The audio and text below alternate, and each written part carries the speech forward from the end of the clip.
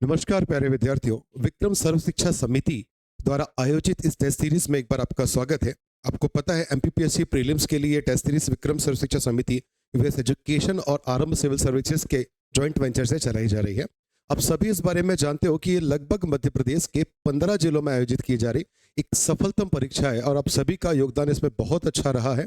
और ये test series Madhya Pradesh की सफलतम टेस्ट सीरीज में से एक मानी जा रही है ना। इसी टेस्ट सीरीज में जो एफएलटीज हुए हैं, फुल लेंथ टेस्ट हुए हैं, उस फुल लेंथ टेस्ट में हम आज डिस्कस करने वाले हैं प्रीलिम्स टेस्ट पेपर 1 का, है ना। जो भी एफएलटी हुआ था उस पर चर्चा करेंगे। तो शुरुआत करते हैं बिना देर किए। आज के टेस्ट पेपर में जो भी बातें आपके पास हैं, इस टेस्ट पेपर में जितने प्रश्न आपसे पूछे गए हैं उसके इर्द गिर्द क्या जीके जीएस आपको याद रखना है, इन सारी बातों पर चर्चा करेंगे। तो बिना देर किए शुरुआत करते हैं, ठीक है। आपको पता ही है ये सीरीज वैसे भी बहुत शहरों में चल रही है और बहुत सफलतम साबित हुई है ना। इस चीज का थोड़ा सा ध्यान रखेंगे और आगे भी आप इसके लिए इससे जुड़े रह सकते हैं, है ना। चलिए तो फिर शुरुआत करते हैं। इस टेस्ट सीरीज में पूछा गया पहला प्रश्न है, भारतीय इतिहास में अब्दुल हामिद लाहौरी कौन थे। क्या पूछा गया? भारतीय इतिहास में अब्दुल हामिद लाहौरी कौन थे। तो यहां देखते हैं, अकबर के शासनकाल में एक महत्वपूर्ण सेनापति, नहीं अब तो ये देखो, अकबर के शासनकाल में तो रहे लेकिन सेनापति ही नहीं रहे। शाहजहां के शासनकाल में आधिकारिक इतिहासकार, ये बात बिल्कुल सही है कि ये शाहजहां के शासनकाल में एक आधिकारिक इतिहासकार रहे हैं। कौन? अब्दुल हामिद लाहौरी। तो आपका सही उत्तर ऑप्शन नंबर बी हो जाएगा। यदि इनके बारे में थोड़ी सी जानकारी मैं दूं तो शाहजहां के शासनकाल में एक इतिहासकार, इनकी एक बड़ी फेमस रचना है जिसका नाम है पादशाह या पादशाह नामा जिसे कहा जाता है, जो लगभग 2 या 3 चरणों में बनी है। कितने? लगभग 2 या 3 चरणों में बनी है। आमीन काजवीनी करके एक और नाम है यहाँ पे। कौन? आमीन काजवीनी, ठीक है। आमीन काजवीनी और साथ में कहना चाहिए अब्दुल हामिद लाहौरी साहब, इन लोगों ने मिलकर के शाहजहां, अकबर, इन सब के शासन काल के बारे में जानकारी दी है इस पादशाह नामा में। तो ध्यान रखेंगे, है तो अकबर के शासन काल की भी थोड़ी बहुत जानकारी, लेकिन यदि अब्दुल हामिद लाहौरी के बारे में बात करें तो वो आधिकारिक तौर पर जो इतिहासकार थे वो किसके थे, तो ध्यान रखेंगे शाहजहां के शासन काल में थे। सही उत्तर आपका यहाँ पे क्या बनेगा? बी। चलिए चलते हैं दूसरे प्रश्न की ओर। दूसरा प्रश्न आपसे पूछा गया था कि कौन सा हड़प्पा स्थल भारत में स्थित है। Which one is situated on the India. आपको पता है हड़प्पा जो सभ्यता है वो पाकिस्तान, अफगानिस्तान और भारत तीनों में फैला हुआ था, है ना। बहुत सारे जैसे हड़प्पा है, मोहनजोदड़ो है, जो हड़प्पा सभ्यता के प्रमुख स्थल है वो पाकिस्तान में पाए जाते हैं। लेकिन हमारे यहाँ बहुत सारे ऐसे स्थल है जो मतलब भारत में है, राजस्थान में, हरियाणा में, पंजाब में, है ना, ये वाले एरिया में है। तो देखते हैं इस ऑप्शन के आधार पर क्या कहता है प्रश्न कि कौन सा भारत में स्थल है। तो सबसे पहले तो आमरी, बनावली, मिताथल और हड़प्पा। तो आपके ऑप्शन यहाँ पे देखोगे, यदि मैं इसको बर्रब करूं तो ऑप्शन नंबर 1, 2, 3 देखो, बनावली और मिताथल ये दोनों तो हरियाणा में है, कोई बात नहीं, है ना, ये दोनों हरियाणा में है। और आमरी भी नहीं है, आमरी भी पाकिस्तान में ही है, हड़प्पा भी पाकिस्तान में है। तो यहां से सही उत्तर आपके पास क्या हो जाएगा? 2 और 3। केवल 2 और 3 जो है आपके पास ऑप्शन नंबर सी सही होगा। बनावली और मिताथल ये दोनों कहां पर है? ये दोनों हरियाणा में है, ये अपने को ध्यान रखना है, ठीक है। और यदि मैं बात करूं तो आमरी जो है वो सिंध एरिया में पड़ता है। आमरी कहां पड़ता है? सिंध एरिया, जो पाकिस्तान वाला एरिया है, वहां पे ध्यान रखेंगे ना, इसको नहीं भूलना। और हड़प्पा भी पाकिस्तान में ही है, ठीक है, ठीक है। ये दोनों बातें अपने को ध्यान रखनी है। तो यहां सही उत्तर क्या हो जाएगा? बनावली और मिताथल ये दोनों हरियाणा में है, ठीक। चलिए अगले प्रश्न की ओर चलते हैं। तो गुप्त शासकों के द्वारा जारी किए गए चांदी के सिक्कों को क्या कहा जाता था। प्रश्न आपके पास क्या है? चांदी के सिक्के क्या कहलाते थे गुप्त शासन काल में? तो चांदी के सिक्कों को कहा जाता था रूपक। क्या कहा जाता था? रूपक कहा जाता था। यहां सही उत्तर आपका क्या होगा? ऑप्शन नंबर डी, ठीक है। यदि मैं बात करूं गुप्त शासन काल में, गुप्त शासक वैसे भी स्वर्ण सिक्कों के नाम के लिए या स्वर्ण के सिक्कों के लिए ज्यादा जाने जाते थे। आपको सबसे पता है स्वर्ण सिक्के भारत में सबसे पहली बार यदि किसी ने चलाए तो वो थे गुप्त शासक। कौन थे? वो थे गुप्त शासक, ये आप जानते हैं, ठीक है। गुप्त शासकों ने स्वर्ण के जो सिक्के चलाए थे उनका नाम था दीनार, और चांदी के सिक्कों का नाम क्या था? रूपक था। यहां से चांदी के सिक्के पूछा है तो सही उत्तर क्या बनेगा? रूपक बनेगा, इसमें कोई दो राय नहीं, ठीक है। ठीक है। लेकिन यदि आपसे पूछा जाए सोने के सिक्के, तो दिनार है, ये अपने को ध्यान रखना है। भारत में सोने के सिक्के सबसे पहले किन शासकों ने चलाए, तो गुप्त शासकों ने चलाए, ये भी अपने लिए इंपॉर्टेंट हो जाता है। यदि शुद्ध सोने के सिक्कों की बात करूं तो फिर कुषाणों को अपने को पढ़ना पड़ेगा, वो एक अलग मैटर हो जाएगा। यदि मैं बात करूं पर्ण और कर्षापर्ण, ये दो ऑप्शन आपको दिख रहे हैं, तो पर्ण और कर्षापर्ण ये आपको वैदिक पीरियड में, किसमें, वैदिक पीरियड में, और साथ में थोड़ा सा मौर्य पीरियड में देखने को मिलते हैं। ये भी आपके पास चांदी का सिक्का हुआ करता था पर्ण, और ये आपके पास हुआ करता था स्वर्ण का सिक्का, है ना। ये भी अपने को ध्यान रखना है। तो उम्मीद करता हूं बात समझ में आ गई होगी। तो गुप्त शासकों से संबंधित जानकारी क्लियर है। चांदी का सिक्का रूपक, सोने का सिक्का दिनार, ये अपने को ध्यान रखना है। पर्ण कर्षापर्ण ये भी चांदी और सोने के सिक्के हैं, लेकिन ये मौर्य और वैदिक कार्य में देखने को मिलते हैं। ठीक। भारत में पहली बार सोने के सिक्के किसने चलाए, गुप्त शासकों ने चलाए, ये भी अपने को ध्यान रखना है। चलिए बात करते हैं आपसे पूछे गए अगले प्रश्न के बारे में। अगला प्रश्न कहता है, उपराष्ट्रपति के निर्वाचक मंडल से संबंधित निम्नलिखित कथनों पर विचार करें। उपराष्ट्रपति का निर्वाचक मंडल मतलब उपराष्ट्रपति के चुनाव में जो भाग लेने वाला मंडल होगा वो क्या होगा। ठीक है, आपको पता है उपराष्ट्रपति का चुनाव भारत में, जैसे राष्ट्रपति और उपराष्ट्रपति के चुनाव अप्रत्यक्ष तौर पर किए जाते हैं, ना कि प्रत्यक्ष तौर पर, ठीक है ना।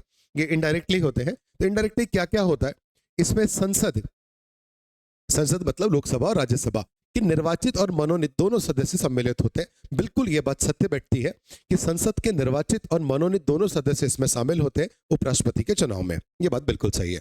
इसमें राज्य विधानसभाओं के सदस्य शामिल होते हैं, तो नहीं सर, इसमें राज्य विधानसभाओं के सदस्य शामिल नहीं होते हैं, ये अपने को ध्यान रखना है। क्लियर है बात। तो यहां पर सही उत्तर आपका होगा ऑप्शन नंबर 1। ठीक, केवल एक सही है, बाकी दो गलत है। ठीक। यदि मैं उपराष्ट्रपति के निर्वाचक मंडल के बारे में संवैधानिक प्रावधान की बात करूं तो आर्टिकल 63 कहता है भारत में एक क्या होगा, उपराष्ट्रपति होगा। ये आपने पढ़ा होगा, ये आप जानते होंगे। आर्टिकल 64 ये कहता है कि वो राज्यसभा का पदेन सभापति होगा। ये भाई बहुत इंपॉर्टेंट आर्टिकल है ना, राज्यसभा का पदेन सभापति होगा। ये किस आर्टिकल में बात कही गई, आर्टिकल 64 में कहा गया। आपको पता होगा आर्टिकल 65 ये कहता है कि राष्ट्रपति की अनुपस्थिति में राष्ट्रपति के रूप में कार्य करने की जो शक्ति है उपराष्ट्रपति की, वो कौन से नंबर आर्टिकल में, आर्टिकल 65 में है। और आर्टिकल 66 कहता है किसके बारे में, निर्वाचक मंडल के बारे में जो कहानी कहता है वो है आपका आर्टिकल 66। आर्टिकल 66 में ये बात बताई गई है। तो 63 से 66 तक आपको एक एक बातें याद हो गई होंगी, याद कर लेना, बहुत इंपॉर्टेंट है। सीधा प्रश्न यहां से आपको बनता है। ठीक है, तो 63 समझ में आ गया, 64, 65, 66। ठीक है, तो यहां सही उत्तर क्या है, केवल एक है ना। यहाँ विधानसभाओं के बिल्कुल भी ध्यान रखना, विधानसभा या विधान परिषद जो भी राज्य में है उनके यहाँ पे शामिल नहीं किए जाते हैं। ठीक है, अगला क्वेश्चन बहुत बहुत बहुत महत्वपूर्ण है। 9 लाइन, ये अंतरराष्ट्रीय संबंधों को लेकर के, अंतरराष्ट्रीय करंट अफेयर्स की यदि हम बात करें वहां से यूनिट 8 का ये प्रश्न बनता है। 9 लाइन क्या है, बहुत ज्यादा चर्चा में, बहुत समय से ये विवाद है। और ये विवाद उत्तर कोरिया दक्षिण कोरिया के मध्य नहीं है, ये विवाद दक्षिण चीन सागर का है। बिल्कुल सही बात है, दक्षिण चीन सागर। आपको पता है दक्षिण चीन सागर मतलब हम कह रहे हैं चाइना के जो साउथ ईस्ट वाला जो पोर्शन है, इसको साउथ ईस्ट भी बोलते हैं अपन, है ना, साउथ ईस्ट चाइना डिस्प्यूट जो है। यहाँ पर आने वाले जितने भी देश है, वियतनाम है, चाइना है, और भी जितने भी कंट्रीज यहाँ पर आते हैं, इंडोनेशिया, ये सब अपने स्वामित्व को लेकर के इसके विवाद में है। ठीक है, ये अपने को ध्यान रखना है। चाइना का कहना है कि इस 9 लाइन, पहले 9 लाइन को 11 लाइन कहा जाता था। एक बात आपको थोड़ा सा ये ध्यान रखना है, पहले क्या कहलाती थी, 11 लाइन कहलाती थी। बाद में इसमें से फिर दो चीजें हटी तो ये 9 लाइन के ऊपर आया। और बहुत सारे ऐसे कंट्री हैं जो साउथ चाइना सी में है, वो अपने इसको स्वामित्व को लेकर के या अपने कब्जे को लेकर के इसमें विवाद में रहते हैं। और चाइना इसमें अपना कब्जा सबसे ज्यादा बताता है। ऑब्वियसली बात है कि साउथ चाइना सी में यदि सबसे बड़ा कोई कंट्री है तो वो चाइना ही है, तो ऑब्वियसली बात है अपना विवाद तो वो बनाएगा ही और चीजों को करेगा, है ना। यहाँ पर मूलतः जो विवाद है वो 2 आइलैंड को लेकर के है। कितने आइलैंड को लेकर के, 2 आइलैंड को लेकर के है। एक याद रखेंगे, आपसे पूछा जा सकता है पार्सेल द्वीप, कौन सा द्वीप, पार्सेल द्वीप एक अपने को ये याद रखना है, और एक स्पैट्रिली करके द्वीप है। ये दो द्वीप अपने को याद रखने हैं। ये दोनों द्वीप कहाँ पर है? तो इसी दक्षिण चीन सागर में है, जिसी के आसपास मालिकाना हक को लेकर के इन देशों के मध्य विवाद है। सबसे ज्यादा कब्जा चाइना का मानना है कि चाइना इसको अपना मानता है और यही चाइना का अदर देशों के साथ विवाद है। 9 डैश लाइन मोस्ट इंपॉर्टेंट हो जाती है आपके लिए। ये आइलैंड ध्यान रखेंगे। पार्सेल द्वीप और स्प्रेटली द्वीप कहाँ पर है? तो साउथ चाइना सी में है, ये अपने को ध्यान रखना है। ठीक, तो उम्मीद करता हूँ बात समझ में आपके आ गई हो। कुछ कहना चाह रहे हैं? नहीं, ठीक है। चलिए बात करते हैं अगले प्रश्न की ओर। अगला प्रश्न कहता है कि मध्यकालीन भारत में भू राजस्व निर्धारण, मध्यकालीन भारत में भू राजस्व निर्धारण विधियों के संबंध में निम्नलिखित में से कौन सा युग्म सही सुमेलित अपने को बताना है। ठीक है, यदि विजिबल नहीं होगा तो मैं जो बोल रहा हूं उस बातों पर ध्यान देंगे। ठीक है ना? तो क्या बोला गया है कि कौन सा युग्म सही सुमेलित है, ये हमें बताना है। तो ध्यान रखेंगे, बटाई प्रणाली के बारे में पहले यह बात कहता है। बटाई प्रणाली का मतलब है उपज को राज्य द्वारा निर्धारित किया जाएगा। बटाई प्रणाली क्या होती थी? इसमें उपज को राज्य द्वारा निर्धारित किया जाता था और निश्चित अनुपात में किसानों और राज्य के बीच इसको डिस्ट्रीब्यूट किया जाता था। तो ये बिल्कुल सही बात है। राज्य निर्धारित करता था कि किस रेशो में उपज का जो भी पोर्शन है वो किसान के पास रहेगा और कितना राजा के पास जाएगा या राज्य के बीच रहेगा। ये बटाई प्रणाली बिल्कुल सही बात है, इसमें कोई दिक्कत नहीं है। कानकूट प्रणाली के बारे में यदि मैं बात करूं तो राजस्व की जो मांग है, ठीक है, रेवेन्यू डिमांड जो हम बात करते हैं, उसको नियत करने के लिए भूमि की उत्पादकता का अनुमान लगाया जाता था कि भूमि की उत्पादकता के आधार पर उससे रेवेन्यू कलेक्ट किया जाएगा। ये प्रणाली कहलाती थी कानकूट प्रणाली। कौन सी प्रणाली कहलाती थी? कानकूट प्रणाली कहलाती थी। वही बात करें तीसरी प्रणाली के बारे में, लिखा है जो कि दहसाला प्रणाली है या जिसे दहसाला बंदोबस्त भी कहा जाता है। तो राज्यांश मतलब राज्य के अंश को निर्धारित करने के लिए लास्ट 10 ईयर, कितना आखिरी के या बीते 10 वर्षों में औसत उपज की जो प्रचलित कीमत है उनकी गणना की जाती थी। ठीक है, और उस गणना के आधार पर क्या किया जाता था? टैक्स वसूला जाता था। दहसाला प्रणाली। तो ये मेरे ख्याल से तीनों ही उत्तर यहां पर सही बैठेंगे। तो सही ऑप्शन बैठेगा 1, 2 और 3। ऑप्शन नंबर डी आपका यहां पर क्या होगा? सही होगा। ठीक है ना? बात समझ में आ रही है? क्या सही होगा? ऑप्शन नंबर डी आपका सही होगा। दहसाला प्रणाली के बारे में आपको यदि पता हो तो ये अकबर के शासनकाल में शुरू हुई थी। किसके शासनकाल में? अकबर के शासनकाल में शुरू हुई थी। टोडरमल साहब के द्वारा इसको शुरू किया गया था। यह भी अपने को पता होना चाहिए। यदि मैं बात करूं लगभग, तो ये 1580 के आसपास में, कब? लगभग 1580 के आसपास में ये व्यवस्था को शुरू किया गया था। कौन सी? दहसाला बंदोबस्त, है ना? यदि आपको दिख नहीं रहा तो यहां लिख देता हूं मैं। दहसाला जो प्रणाली है इसको आप ध्यान रखेंगे। ठीक है ना? दहसाला प्रणाली अकबर के समय टोडरमल के द्वारा शुरू की गई है। लगभग 1580 के आसपास ये व्यवस्था शुरू हुई थी, है ना? और बटाई प्रणाली समझ में आ गया होगा आपको। कानकूट प्रणाली आपको समझ में आ गया होगा। तीनों ही प्रश्न के उत्तर या तीनों ही ऑप्शन यहाँ पर सही है। ठीक, चलिए अगली चर्चा करते हैं। तो निम्नलिखित प्रजातियों में किसके संरक्षण के लिए पर्यावरण जल एवं जलवायु परिवर्तन मंत्रालय, पर्यावरण वन एवं जलवायु परिवर्तन मंत्रालय ने किसकी प्रजातियों के लिए फायरफ्लाई बर्ड डाइवर्टर पहल को आरंभ किया है? फायरफ्लाई बर्ड डाइवर्टर मतलब उड़ने वाले पक्षियों को डाइवर्ट करने वाली ऐसी पहल शुरू करी है वन एवं वन पर्यावरण जलवायु परिवर्तन मंत्रालय ने। तो किसके लिए किए? लाल सिर वाला गिद्ध नहीं, अरेबियन ऑरिक्स नहीं है, फॉरेस्ट आउल भी नहीं है, great Indian bustard. Great Indian bustard ये भारत में सब संकटाग्रस्त प्रजातियों में पाया जाने वाला एक पक्षी है, ग्रेट इंडियन बस्टर्ड। और इसी के लिए अभी वन एवं पर्यावरण जलवायु मंत्रालय ने ये पहल शुरू किया है ताकि ये जो भी फायरफ्लाई बर्ड्स होती हैं इनको डाइवर्ट किया जाए, ताकि ये किसी से टकरा कर, तारों से, प्लेन से, जिससे भी है, इनकी मौत ना हो, इनको संरक्षित किया जा सके। ये यहाँ पर एक प्रावधान रहा है। ग्रेट इंडियन बस्टर्ड के बारे में बताऊं तो ये मूलतः देखोगे तो राजस्थान और गुजरात वाला जो एरिया है वहां पर है। ये राजस्थान का राजकीय पक्षी भी माना जाता है, ये भी अपने को ध्यान रखना है। राजस्थान का क्या है? राजकीय पक्षी है, ये अपने को भूलना नहीं है। ठीक है, यदि इसकी मैं बात करूं तो इसका नाम क्या है, इसके नाम को लेकर के भी बात होती है। तो इसे सोहन पक्षी भी कहा जाता है। क्या कहा जाता है? सोहन पक्षी। और भारतीय तिमोर, अन्य नाम याद रखोगे क्या है? भारतीय तिमोर इसका एक नाम हो गया, और एक नाम इसका जो सबसे ज्यादा प्रचलित है वो है क्या? सोहन पक्षी। ठीक, तो उम्मीद करता हूं ये आपको ग्रेट इंडियन बस्टर्ड के बारे में पता चला होगा।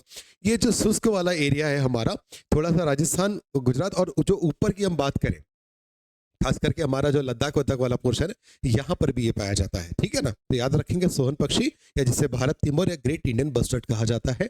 इसी के संरक्षण के लिए यह पहल चलाई गई थी मंत्रालय के द्वारा। क्लियर है? चलिए, अगला प्रश्न कहता है कि फसल और अग्रणी उत्पादक राज्यों के बारे में आपको सही कथन बताना है। ठीक है, तो कपास महाराष्ट्र नहीं सर, कपास महाराष्ट्र नहीं है अभी फिलहाल। गन्ना यूपी में बिल्कुल सही बात है, और काफी असम नहीं, ये भी नहीं है। तो यहां पर सही उत्तर होगा केवल दो। ऑप्शन नंबर आपका सी यहां पर सही बैठेगा, केवल दो सही होगा। यहां पर जो कपास महाराष्ट्र नहीं, कपास में है गुजरात। कौन है? कपास में गुजरात प्रथम है, और कॉफी सबसे ज्यादा फेमस है कर्नाटक में, और उत्पादन के क्षेत्र में कर्नाटक अभी टॉप में है कॉफी के। Baba Budan arabica coffee, Chikmagalur coffee, है ना, ये सब कॉफी को जीआई टैग में मिला है। कर्नाटक की जितनी भी पहाड़ियां हैं उन सारी पहाड़ियों में अरेबिका टाइप की कॉफी पाई जाती है। वैसे हम दक्षिण भारत में बात करें तो केरला में आप देखते हो वायनाड, वायनाड में पाई जाती है रोबस्टा कॉफी। ठीक है, तो केरला में पाई जाने वाली कॉफी का प्रजाति है रोबस्टा, और कर्नाटका में पाई जाने वाली कॉफी की जो टाइप है वो अरेबिका कॉफी है। ये भी अपने को ध्यान रखना है। इन सारी कॉफियों को ऑलरेडी जीआई टैग भी मिला हुआ है, ये 20-21 के आसपास में, है ना। तो कपास उत्पादक राज्य कौन सा है? गुजरात है सबसे ज्यादा। कॉफी उत्पादक राज्य की मैं बात करूं तो कर्नाटक है, और गन्ना उत्पादक राज्य की मैं बात करूं तो ये अपना उत्तर प्रदेश है। ये भी अपने को ध्यान रखना है। तो यहां सही उत्तर आपके पास क्या हो जाएगा? केवल दो। आगे चर्चा करें, एक आईसीटी का क्वेश्चन है। यह रोजमर्रा की वस्तुओं में कंप्यूटिंग क्षमता को, हमारी जो भी डेली नीड्स की या डेली यूज वाली वस्तुएं हैं उसमें कंप्यूटर क्षमता को अंतः स्थापित करना है, मतलब कंप्यूटर की क्वालिटी को इंबेडेड करना है। ठीक है, एक बात तो ये की बढ़ती प्रवृत्ति है, और यह उन्हें प्रभावी ढंग से संचार करने और उपयोगी कार्य करने के लिए सक्षम बनाता है। ठीक है, और अंतिम उपयोगकर्ता के कंप्यूटर के साथ कंप्यूटर के रूप में अंतःक्रिया की आवश्यकता को कम करता है। तो ये क्या है, इसे क्या कहला जाएगा? मतलब हम जितनी भी रोजमर्रा की चीजें यूज करते हैं, जो इलेक्ट्रॉनिक डिवाइसेस है, लाइक मैं बात करूं वॉशिंग मशीन हो गया, फ्रिज हो गया, आपका गैस हो गया, जितने भी हाउस होल्ड इक्विपमेंट्स हैं जो हम डेली नीड में यूज करते हैं। ठीक है, अब कायदा ये किया जा रहा है आईसीटी के चलते कि इनको भी आर्टिफिशियल एनेबल किया जाए, आर्टिफिशियल इंटेलिजेंस से, या उसमें कंप्यूटिंग क्षमता को बढ़ाया जाए। ठीक है, ताकि वो सारे काम खुद से करने में रहे, मतलब उसमें कंप्यूटर इंबेडेड आ जाए। आपको पता किसी डिवाइस में यदि कोई फंक्शनल कंप्यूटर फंक्शनल इंक्लूड होता है तो उसको इंबेडेड कंप्यूटर कहा जाता है। जैसे आपके हाथ घड़ी में हो, जैसे आपके और भी किसी चीज में आता है, तो वो इंबेडेड कंप्यूटर के फॉर्म में आता है। और ये चीज करना ताकि एंड यूजर को, मतलब अंतिम उपभोक्ता या उपयोग करता है, एंड यूजर जो है उसका काम आसान हो जाए, उसको बार बार किसी चीजों को करने के लिए ना आना पड़े। ये कहलाती है आपकी परवासिव कंप्यूटिंग। क्या कहलाती है? परवासिव कंप्यूटिंग कहलाती है। ये अपने को ध्यान रखना है। तो सही उत्तर यहाँ पर क्या है? परवासिव कंप्यूटर। डेली नीड्स वाली सारी वस्तुओं में एम्बेडेड कंप्यूटर को इंस्टॉल करना, उनकी कंप्यूटिंग क्षमता को बढ़ाना, ताकि एंड यूजर का काम कम हो सके और वो निर्धारित समय में निर्धारित काम को कर सके। ऐसी कंप्यूटिंग कहलाती है परवासिव कंप्यूटिंग। ठीक है, ये अपने को ध्यान रखना है। क्लियर हो गई बात? चलिए, तो ऑप्शन नंबर सी यहाँ पर क्या होगा? सही होगा। अगली बात करें पारिस्थितिकी के संबंध में या पारिस्थितिकी के संदर्भ में समुदाय शब्द का सर्वश्रेष्ठ वर्णन। समुदाय मतलब कम्युनिटी, किसमें? तो आपको ध्यान रखना है इकोलॉजी के टर्म में। किसमें? इकोलॉजी के टर्म में कम्युनिटी का क्या बेस्ट एक्सप्रेशन होगा? एक ही प्रजाति के जीवित रूप जो एक दूसरे के निकटता में होते हैं। एक ही प्रजाति तो नहीं साहब, ये तो गलत हो जाएगा। किसी विशेष जलवायु के प्रति अनुकूलित वनस्पति, किसी विशेष जलवायु के प्रति नहीं, ये भी नहीं बैठेगा। एक दिए गए क्षेत्र में रहने वाले सजीव, बिल्कुल सही बात है। सजीवों की समष्टियों के कुल योग के रूप में एक दिए गए क्षेत्र, मैंने पर्टिकुलर एक एरिया बना दिया कि साहब ये एरिया बायोडाइवर्सिटी वाला एरिया है। यहाँ पर पाया जाने वाला फ्लोरा और फौना जो है ये बहुत ज्यादा मात्रा में है, बहुत ज्यादा विविधता में है। ये बातें अपने को ध्यान रखना है। ऐसे क्षेत्र को हम कम्युनिटी के रूप में जानते हैं इकोलॉजी के टर्म में। ठीक, ये अपने को ध्यान रखना है।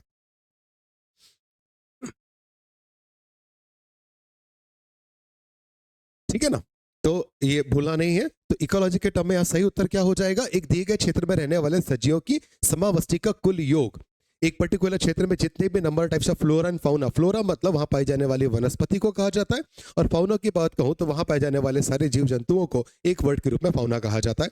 तो फ्लोरा और फाउना की विविधता एक पर्टिकुलर क्षेत्र में जहां ज्यादा होगी उसे कम्युनिटी के रूप में जाना जाएगा इकोलॉजी के टर्म में। सही उत्तर क्या हो जाएगा? Option number C. चलिए अगले प्रश्न में चलते हैं।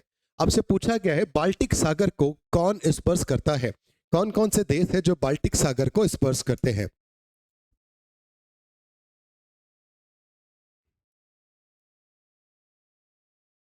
ठीक है, बाल्टिक सागर को स्पर्श करने वाले देशों के बारे में हमको बताना है तो एस्टोनिया सही है, रूस भी सही है, लिथुआनिया भी सही है, चेक रिपब्लिक इसको नहीं करता, चेक गणराज्य यहाँ नहीं करता है। तो सही उत्तर यहाँ पर 4 को हटा दे तो ये भी खत्म, ये भी खत्म।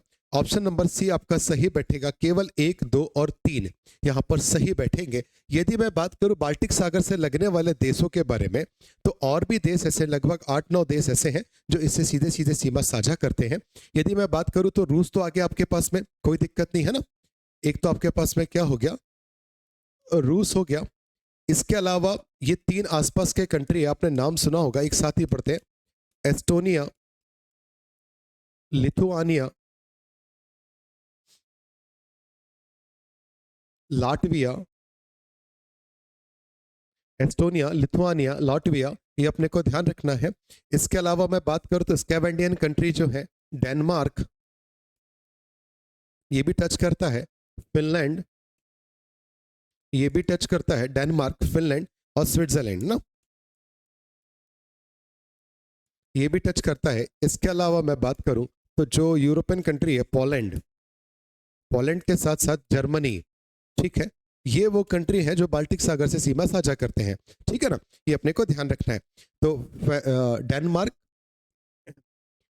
Finland, Poland, Germany, Estonia, Lithuania, Latvia, Switzerland नहीं यार, सॉरी सॉरी, स्विट्जरलैंड नहीं, स्वीडन, ये थोड़ा सा अपने को ध्यान रखना, यहाँ पे एक थोड़ी सी गलती सुधार लेंगे, स्वीडन करता है ना। तो ये 3 6 और 2 8 और रसिया, ऐसे 9 कंट्री है जो बाल्टिक सागर के साथ अपनी सीमा साझा करते हैं। चेक रिपब्लिक नहीं आता है। तो एक तरफ तो पूरा रूस लेके चला गया, कोई दिक्कत नहीं है, एस्टोनिया, लिथुआनिया, लाटविया ये एक साथ अपन पढ़ते हैं। इसके अलावा अपन स्कैवेंडियन कंट्री में डेनमार्क, फिनलैंड और स्वीडन को अपन पढ़ते हैं, और पोलैंड और जर्मनी को भी अपने को लगाना है। तो यहाँ पर अपने को ध्यान रख लेना, ये बात बिल्कुल सीधा सीधा प्रश्न ज्योग्राफी के रूप में पूछा जाता है। ठीक, आगे बात करें, अगला प्रश्न कह रहा है कि 1992 के 73वें संविधान संशोधन के अधिनियम की विशेषता नहीं थी।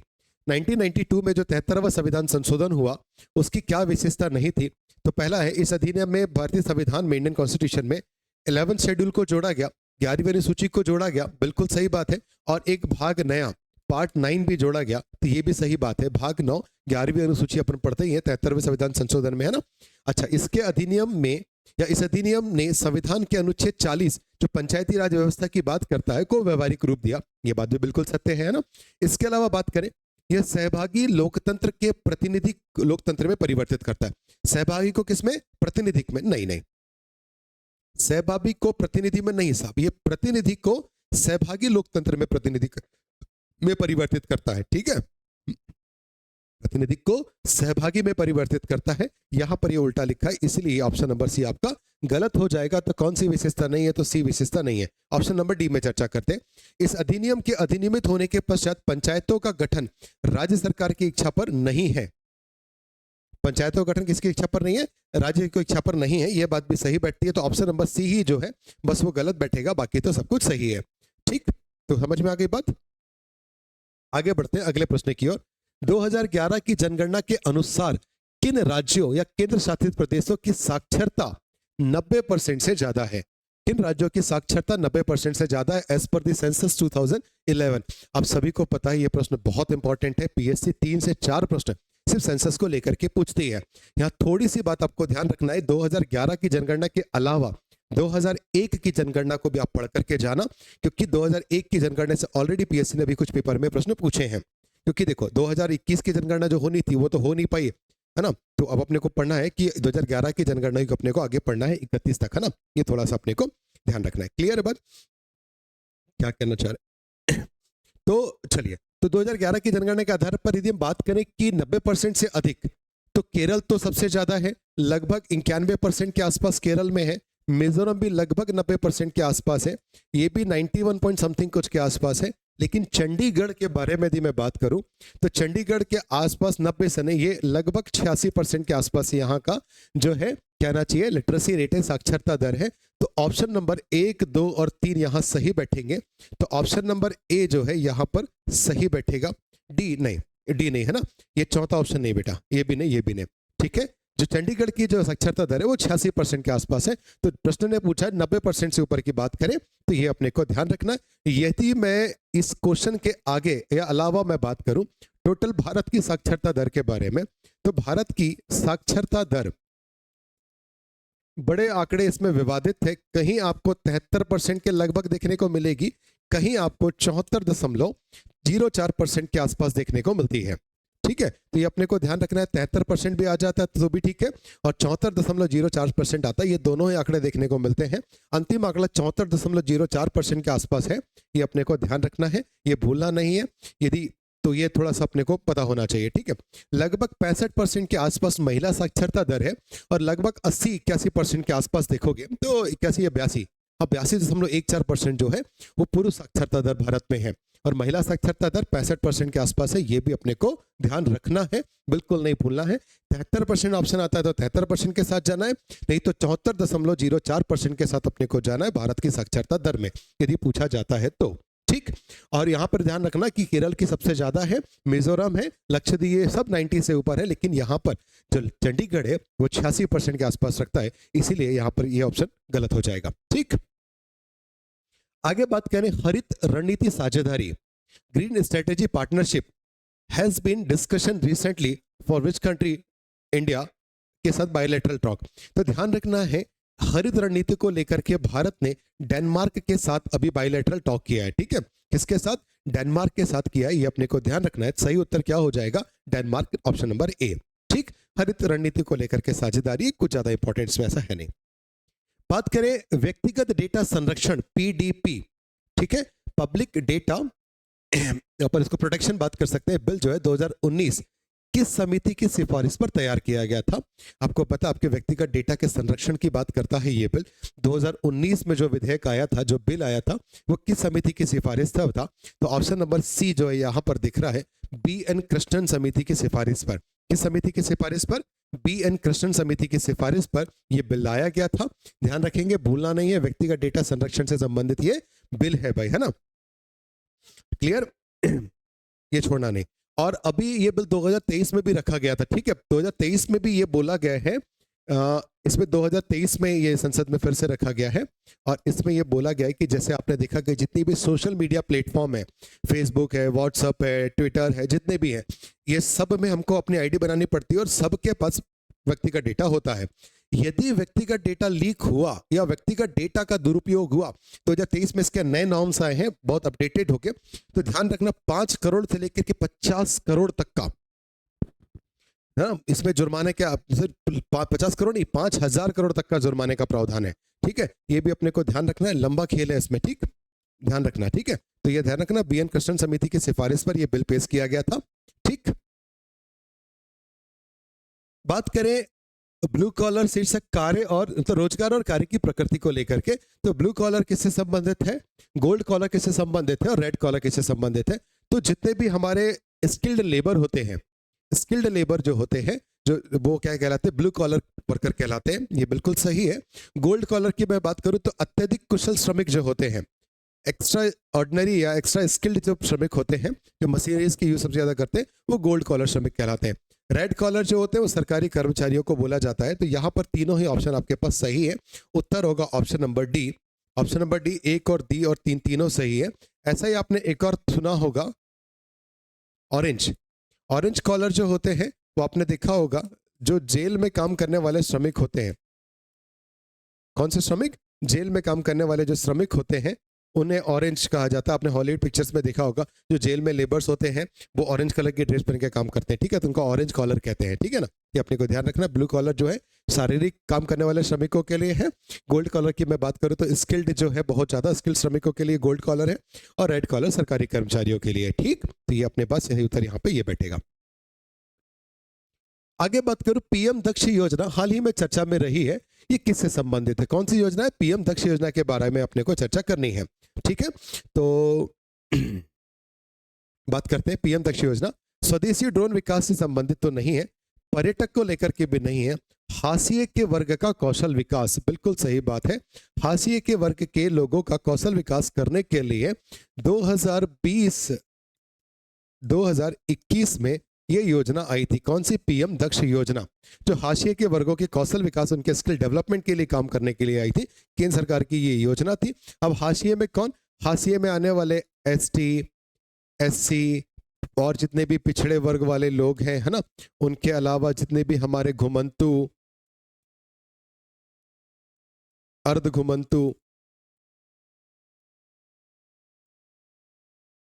ठीक है, ऐसी जितनी भी प्रजातियां हैं, घुमंतु, अर्ध घुमंतु, है ना, एसटी, एससी, ओबीसी, या जितने भी समाज के ऐसे पिछड़े वर्ग हैं जो हाशिए पर रह गए, जिनका विकास नहीं हो पाया है, उनके स्किल डेवलपमेंट के लिए लाई थी, है ना, उनके कौशल विकास के लिए लाई गई थी पीएम दक्ष योजना 2020-21 की थी। यहाँ सही उत्तर आपका क्या हो जाएगा, ये।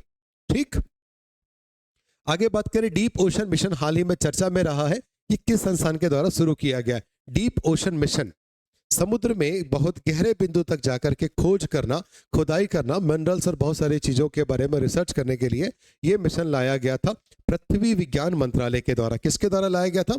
मिनिस्ट्री ऑफ अर्थ साइंस के द्वारा यह मिशन लाया गया था। डीप ओशन मिशन अपने को ध्यान रखना है, ठीक है। तो कोई पूछा जाए डीप ओशन मिशन किसके द्वारा लाया गया है, तो अपने को ध्यान रखना है ये गहरे समुद्र में खोज के लिए एक मिशन है। डीप ओशन मिशन पृथ्वी विज्ञान मंत्रालय के द्वारा लाया गया है। और आपको यदि आपने करंट पढ़ा होगा तो आपको एक बात याद रखनी चाहिए, मत्स्य 6000, मत्स्य 6000 हमने अभी एक वो बनाया था, शिप बनाई थी जिसको समुद्र के अंदर एक पनडुब्बी बनाई थी मत्स्य 6000, जो 6000 मीटर, कितने 6000 मीटर समुद्र की गहराई में जाकर 3 लोगों को सफलतापूर्वक ले जाकर के आ गए।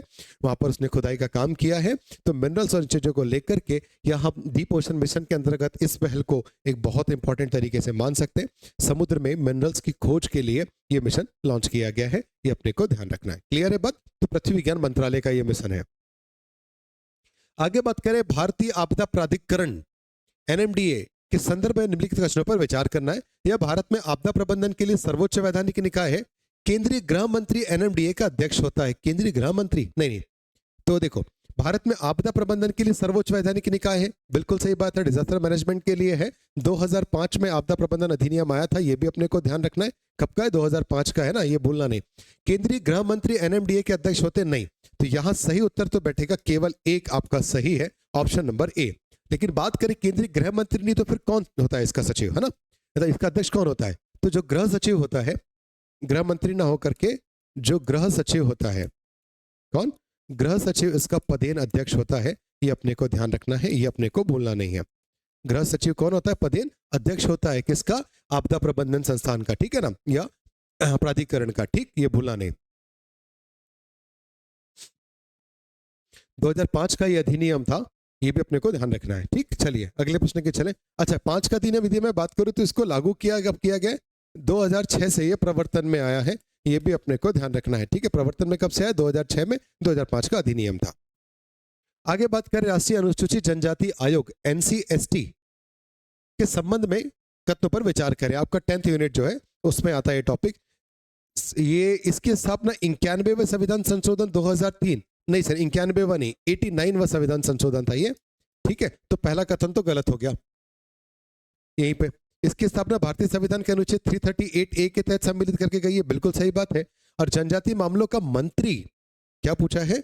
जनजातीय मामलों का मंत्री एनसीएसटी का अध्यक्ष होता है? नहीं साहब, जनजातीय मामलों का मंत्री इसका अध्यक्ष नहीं होता है। मंत्री अध्यक्ष होगा तो बाकी काम होगा। जनजातीय मामलों का जानकार जो व्यक्ति होता है वो इसका अध्यक्ष माना जाता है, लेकिन मंत्री नहीं होता अध्यक्ष, ठीक है। तो इसकी स्थापना भारतीय संविधान के अनुच्छेद 338 को सम्मिलित करती है। यहां पर मुझे ऑप्शन नंबर 2 ही सही उत्तर लग रहा है, तो केवल 2 जो है यहां पर सही बैठेगा, ये आपको ध्यान रखना है। ऑप्शन नंबर बी आपका यहां पर सही होगा, ठीक है। 89वां कॉन्स्टिट्यूशन अमेंडमेंट था जो 2003 में लागू किया गया था, जिसके अंतर्गत अनुसूचित जनजाति आयोग के गठन की बात की गई थी, ठीक। बात करते हैं दस्तलिक। दस्तलिक जो सैन्य अभ्यास है वो निम्नलिखित में किन 2 देशों के मध्य प्रशिक्षण अभ्यास है? तो दस्तलिक जो है भारत और उज्बेकिस्तान के बीच है, ठीक है ना, भारत और उज्बेकिस्तान के बीच है। मार्च 2023 में आप देखोगे, मार्च 2023 में पिथौरागढ़ जो आपका उत्तराखंड में है, पिथौरा उत्तराखंड में आयोजित किया गया था। भारत उज्बेकिस्तान के बीच है दस्तलिक, इसको थोड़ा सा याद रख लेना बेटा, क्योंकि पिथौरागढ़ में ही एपेंडेक्स भी हुआ था। एपेंडेक्स भी हुआ था अफ्रीका और इंडिया के बीच वाला, और यही चीज पीएससी ने पिछली बार पूछ लिया था, ठीक है। एपेंडेक्स अफ्रीका के बाद हुआ था, अफ्रीका और भारत के बीच हुआ था एपेंडेक्स, ये भी पिथौरागढ़ में ही हुआ था। इस बार दस्तलिक जो हो रहा है वो भारत उज्बेकिस्तान के बीच है, ये भी अपने को ध्यान रखना, बिल्कुल नहीं भूलना है, ठीक। अगले प्रश्न की ओर चर्चा करें तो ऋणात्मक होल जो निगेटिव होल्स होते हैं के कारण किस प्रकार के अर्धचालकों में इलेक्ट्रॉनों का संवहन होता है। ठीक है, निगेटिव होल्स होने की वजह से किसी भी प्रकार के सेमीकंडक्टर्स या अर्धचालकों में इलेक्ट्रॉनों का संवहन होता है। तो ध्यान रखना है, निगेटिव चार्ज वाला यदि ये निगेटिव होल्स यदि वहां पर उपस्थित है तो ऐसे में इलेक्ट्रॉनों का जो संवहन है वो एन प्रकार के अर्धचालकों में होगा। किसमें होता है? एन प्रकार के। याद रखना, ऋणात्मकता नेगेटिविटी एन प्रकार के अर्धचालक। यहां पर आपका सही उत्तर ऑप्शन नंबर बी हो जाएगा। ठीक, आगे बात करें असेंबलर क्या है। ध्यान रखना, असेंबलर क्या है? तो बेसिक लैंग्वेज को मशीन लैंग्वेज में कन्वर्ट करता है, उच्च स्तरीय भाषा को मशीनी भाषा में कन्वर्ट करता है, असेंबली लैंग्वेज को मशीनी लैंग्वेज में कन्वर्ट करता है, या असेंबली को हाई लेवल लैंग्वेज में कन्वर्ट करता है। तो ध्यान रखना है, ऑप्शन नंबर सी यहां पर सही है। असेंबली लैंग्वेज को मशीन लैंग्वेज में कन्वर्ट करने वाले को ही क्या कहा जाता है? असेंबलर कहा जाता है। जनरली हम आईसीटी के टॉपिक में पढ़ते हैं, ये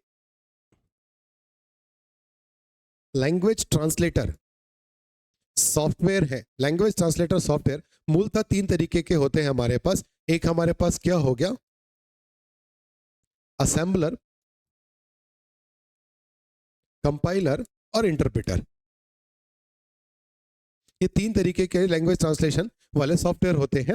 और लैंग्वेज ट्रांसलेशन सॉफ्टवेयर क्यों यूज किए जाते हैं? क्योंकि मशीन या कंप्यूटर जो है वो एक ही भाषा समझता है, मशीनी लैंग्वेज, जो कि बाइनरी कोड से इनेबल्ड होती है, 0 और 1, ये आप पढ़ते हो।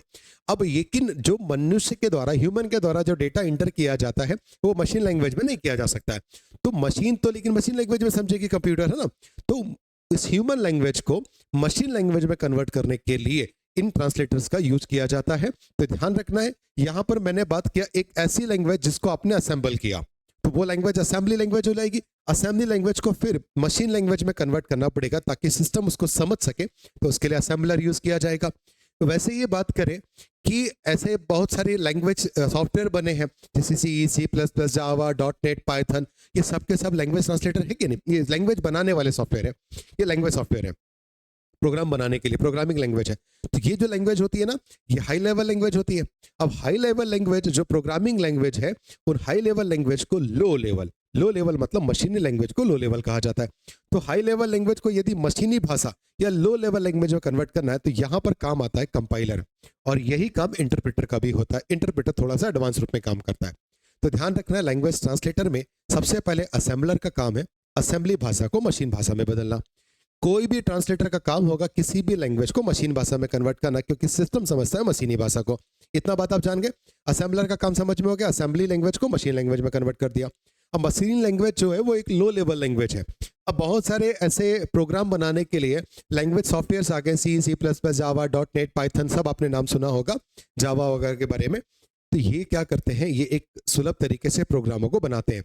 तो ये जिस लैंग्वेज में बनाते हैं प्रोग्राम, ये लैंग्वेजेस कहलाती है हाई लेवल लैंग्वेज, और मशीन समझता है मशीन लैंग्वेज जो लो लेवल लैंग्वेज है। तो हाई लेवल लैंग्वेज को लो लेवल या मशीन लैंग्वेज में ट्रांसलेट करने के लिए दो ट्रांसलेटिंग सॉफ्टवेयर यूज किए जाते हैं, दैट इज वन कंपाइलर और इंटरप्रेटर। ठीक है, दोनों का काम सेम है, बिल्कुल नहीं बोला। तो उम्मीद करता हूं इतनी बात आपको समझ में आ गई होगी। बड़ा इंपॉर्टेंट टॉपिक है भाई ये। आगे बात करते हैं रोबोटिक्स में एजीवी का पूर्ण रूप क्या है। एजीवी है ऑटोमेटेड गाइडेड व्हीकल। क्या है? ऑटोमेटेड गाइडेड व्हीकल, है ना, जो पहले से प्री प्लान्ड हो, प्री इनेबल्ड हो अपनी प्रोग्रामिंग के साथ, और जैसा जैसा बोला जाए वैसे वैसे वो चलता जाए। ऑटोमेटेड गाइडेड व्हीकल रोबोटिक्स में यूज होता है एजीवी का फुल फॉर्म। ठीक, ये भूलना नहीं। अगले प्रश्न की ओर चलें। एआई, प्रथम एआई प्रोग्रामिंग लैंग्वेज कौन सी थी? आर्टिफिशियल इंटेलिजेंस लैंग्वेज, तो यहां पर है लिस्प, लिस्ट प्रोसेसिंग। क्या है लिस्ट प्रोसेसिंग या लिस्प जिसे कहा जाता है? जॉन मैकार्थी साहब जो आर्टिफिशियल इंटेलिजेंस के जनक है, जॉन मैकार्थी साहब ने ही इसे बनाया था। इसको किसने बनाया था? जॉन मैकार्थी साहब ने ही बनाया था। लिस्ट प्रोसेसिंग, लिस्प जो है लैंग्वेज है, ये पहली आर्टिफिशियल इंटेलिजेंस या आर्टिफिशियल प्रोग्रामिंग लैंग्वेज है, ये अपने को ध्यान रखना है।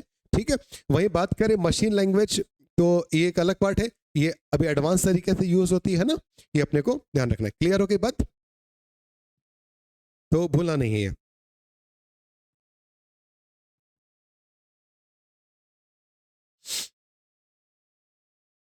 ठीक है, अच्छा ये हम बात करें, ठीक है, ये तो समझ में आ गया। पाइथन आपको पता हाई लेवल लैंग्वेज है, प्रोग्रामिंग लैंग्वेज है। और आईपीएल तो कोई एक अलग बात हो गई। मशीन लर्निंग जो है, ये मशीन लैंग्वेज तो खैर अलग होगी बात। ऑप्शन नंबर सी यहाँ पर सही बैठा है। लेकिन पाइथन जो लैंग्वेज है,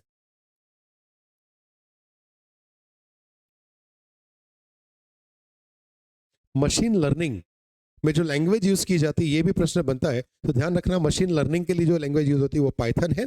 और first AI artificial intelligence language कौन सी थी, लिस्प थी, ये अपने को भूलना नहीं है। ठीक। अगला प्रश्न है AIESA क्या है। AIESA जो है आर्टिफिशियल इंटेलिजेंस ES है, फ्रेम जो है ये क्या है, ये एक डेटा स्ट्रक्चर है। क्या है, एक ये डेटा स्ट्रक्चर है, ये अपने को ध्यान रखना है। Type of data structure AIESA के रूप में जाना जाता है। ऑप्शन नंबर बी आपका यहाँ पर सही बैठेगा, बाकी चीज को जाने दो। आगे बात करते हैं, भारत में आईटी कानून का क्या नाम है। मोस्ट इंपॉर्टेंट क्या है, भारत में आईटी कानून का नाम क्या है। तो प्रौद्योगिकी अधिनियम 2000, डिजिटल सूचना प्रौद्योगिकी अधिनियम नहीं, सूचना प्रौद्योगिकी अधिनियम 2000, इंफॉर्मेशन टेक्नोलॉजी एक्ट 2000। ठीक है, ऑप्शन नंबर सी यहां पर सही होगा। भारत में जितने भी डिजिटल चीजों को लेकर के जो एक अधिनियम बनाया गया है, उसका नाम, जो कानून बनाया गया है, वो है सूचना प्रौद्योगिकी अधिनियम 2000, जिसके तहत सजा का प्रावधान भी होता है यदि आप डिजिटल चीजों के साथ कोई छेड़छाड़ करते हो। यदि इस अधिनियम के बारे में मैं बात करूं तो कुल इसमें जो आपके धाराएं हैं वो 94 धाराएं हैं।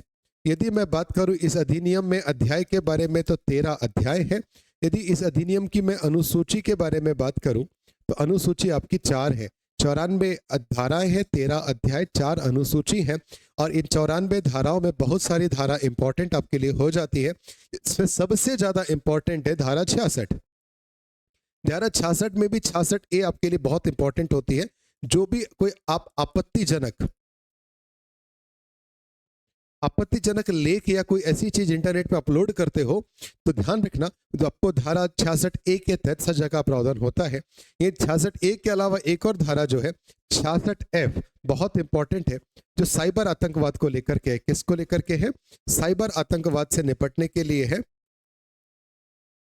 वैसे भी ये बहुत ज्यादा चर्चा में है ना, तो ध्यान रखेंगे 66F अपने को भूलना नहीं है। एक और इंपॉर्टेंट आपके पास ध्यान रखना है 67। 67 क्या है, अश्लील सामग्री को लेकर के है जो इंटरनेट पर उपलब्ध होती है या अपलोड करने संबंधी है। यदि आप ऐसा करते हैं तो आपको सजा का प्रावधान किया गया इस एक्ट के तहत। तो 67 का संबंध है अश्लील सामग्रियों के अपलोड करने से।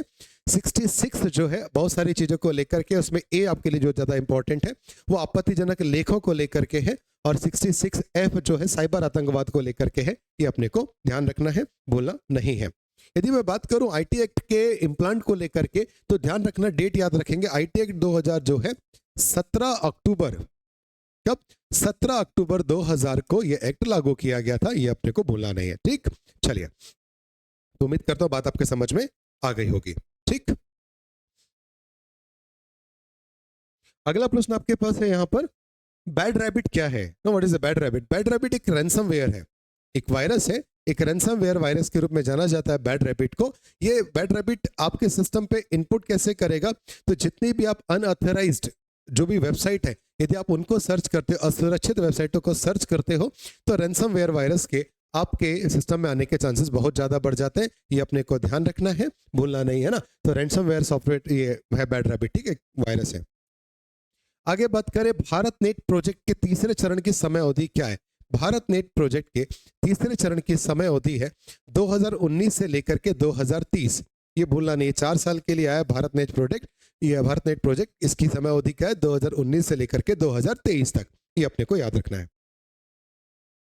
आगे बात करें, ऐप चुनाव कौन से राज्य द्वारा लागू किया गया है, बहुत इंपॉर्टेंट, कौन सा ऐप चुनाव।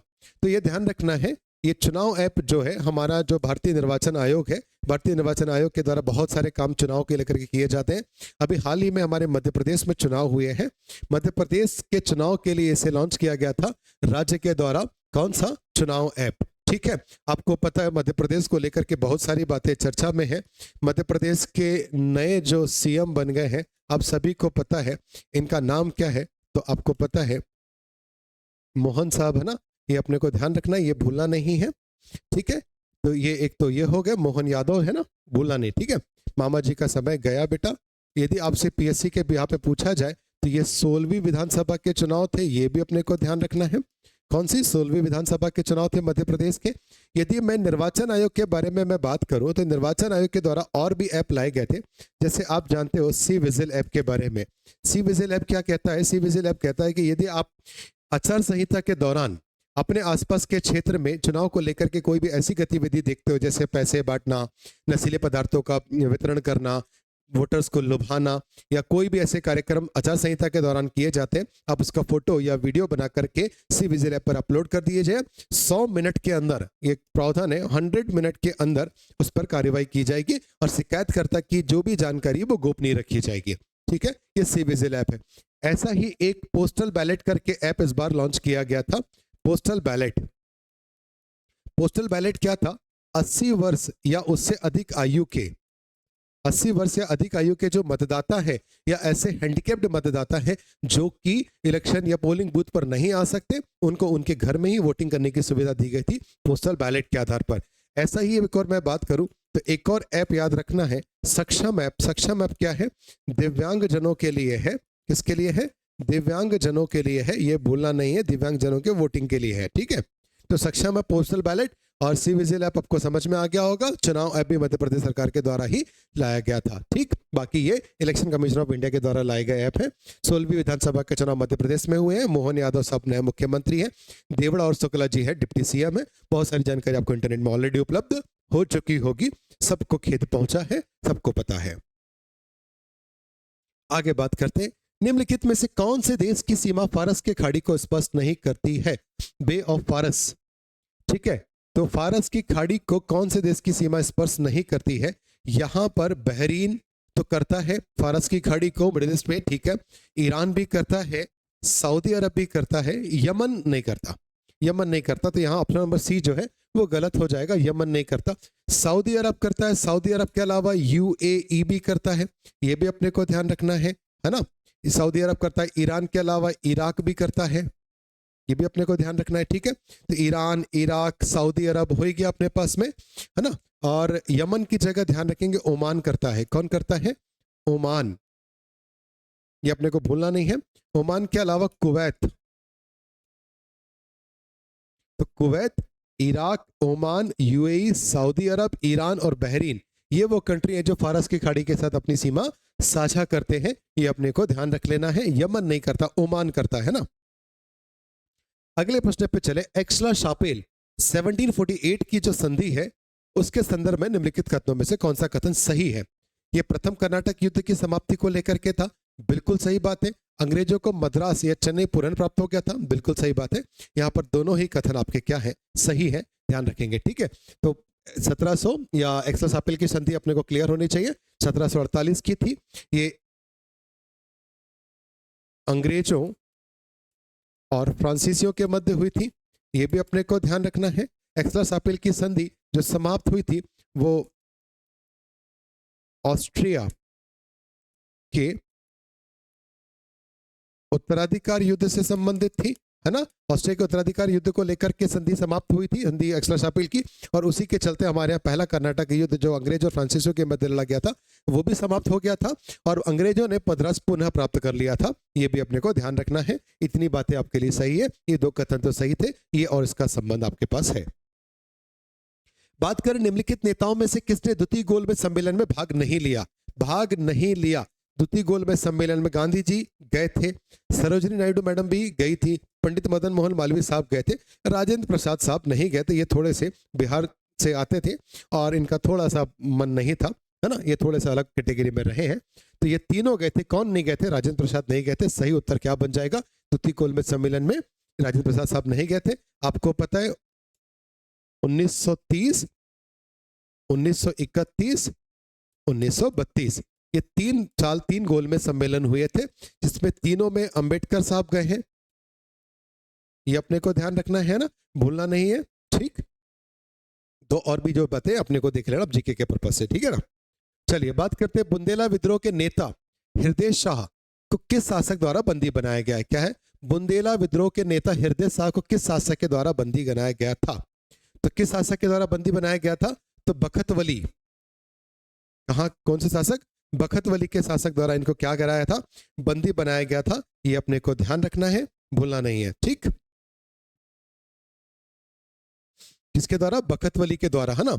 ये अपने को ध्यान रखना है, बुंदेला विद्रोह के नेता हृदय शाह को। ठीक, तो बखतवली के शासक ये है कहा? शाहगढ़ का था। तो हृदय शाह को किस शासक के द्वारा बंदी बनाया गया था? तो बखतवली के शासक शाहगढ़ के द्वारा इनको बंदी बनाया गया था, ध्यान रखना है, ये भूलना नहीं है ना। ठीक, बस ठीक है, बाकी इतना ही है, बाकी कुछ नहीं है। हाँ, इसके अलावा एक और बात थोड़ी सी याद आ रही है कि बखतवली और मर्दन सिंह जो दोनों हैं, ये दोनों ने, बखतवली मर्दन सिंह ने झांसी की रानी जो लक्ष्मीबाई है, झांसी की रानी की हेल्प की थी अंग्रेजों के विरुद्ध 1857 की क्रांति में। ये भी अपने को ध्यान रखना है, मर्दन सिंह और बखतवली दोनों ने, है ना, महारानी लक्ष्मीबाई की हेल्प की थी। किस चीज को लेकर के? तो 1857 की क्रांति को लेकर के, है ना। आगे बात करें अगले प्रश्न में, तो निम्नलिखित में से 1857 के किस विद्रोह नेता, किस विद्रोही नेता का विद्रोह क्षेत्र सही सुमेलित है? तो मर्दन सिंह बानपुर से था, बिल्कुल सही बात है। किशोर सिंह दमोह से था, ये भी सही बात है। गुरल सिंह जबलपुर से नहीं, गुरल सिंह थे आपके सोहागपुर से। कहां से थे? सोहागपुर, शहडोल से। शहडोल जिले में जो सोहागपुर है वहां से थे। दौलत सिंह होशंगाबाद से थे, ये भी सही है। तो यहाँ पर ऑप्शन नंबर सी जो है वो सुमेलित नहीं है। आपसे पूछा क्या सुमेलित नहीं है, तो ये किशोर सिंह दमोह से बिल्कुल सही है। मर्दन सिंह बानपुर से, ये भी सही है। दौलत सिंह अपने को ध्यान रखना है, ये भी अपने को भूलना नहीं है। दौलत सिंह के अलावा होशंगाबाद से एक और नाम देखने को मिलता है, बाबा साहेब, ये भूलना नहीं। और ये है सोहागपुर जो कि शहडोल जिले में आता है, गुरल सिंह वहां से था। अगले प्रश्न पे चले, मक्ता नामक कर किसके द्वारा समाप्त किया गया? मक्ता नामक कर किसके द्वारा समाप्त किया गया था? तो बैजाबाई। किसके द्वारा समाप्त किया गया था? बैजाबाई, है ना। ये अपने को ध्यान रखना है, यह सही उत्तर ऑप्शन नंबर ए हो जाएगा। यदि मैं बात करूं बैजाबाई के बारे में, तो दौलत राव सिंधिया,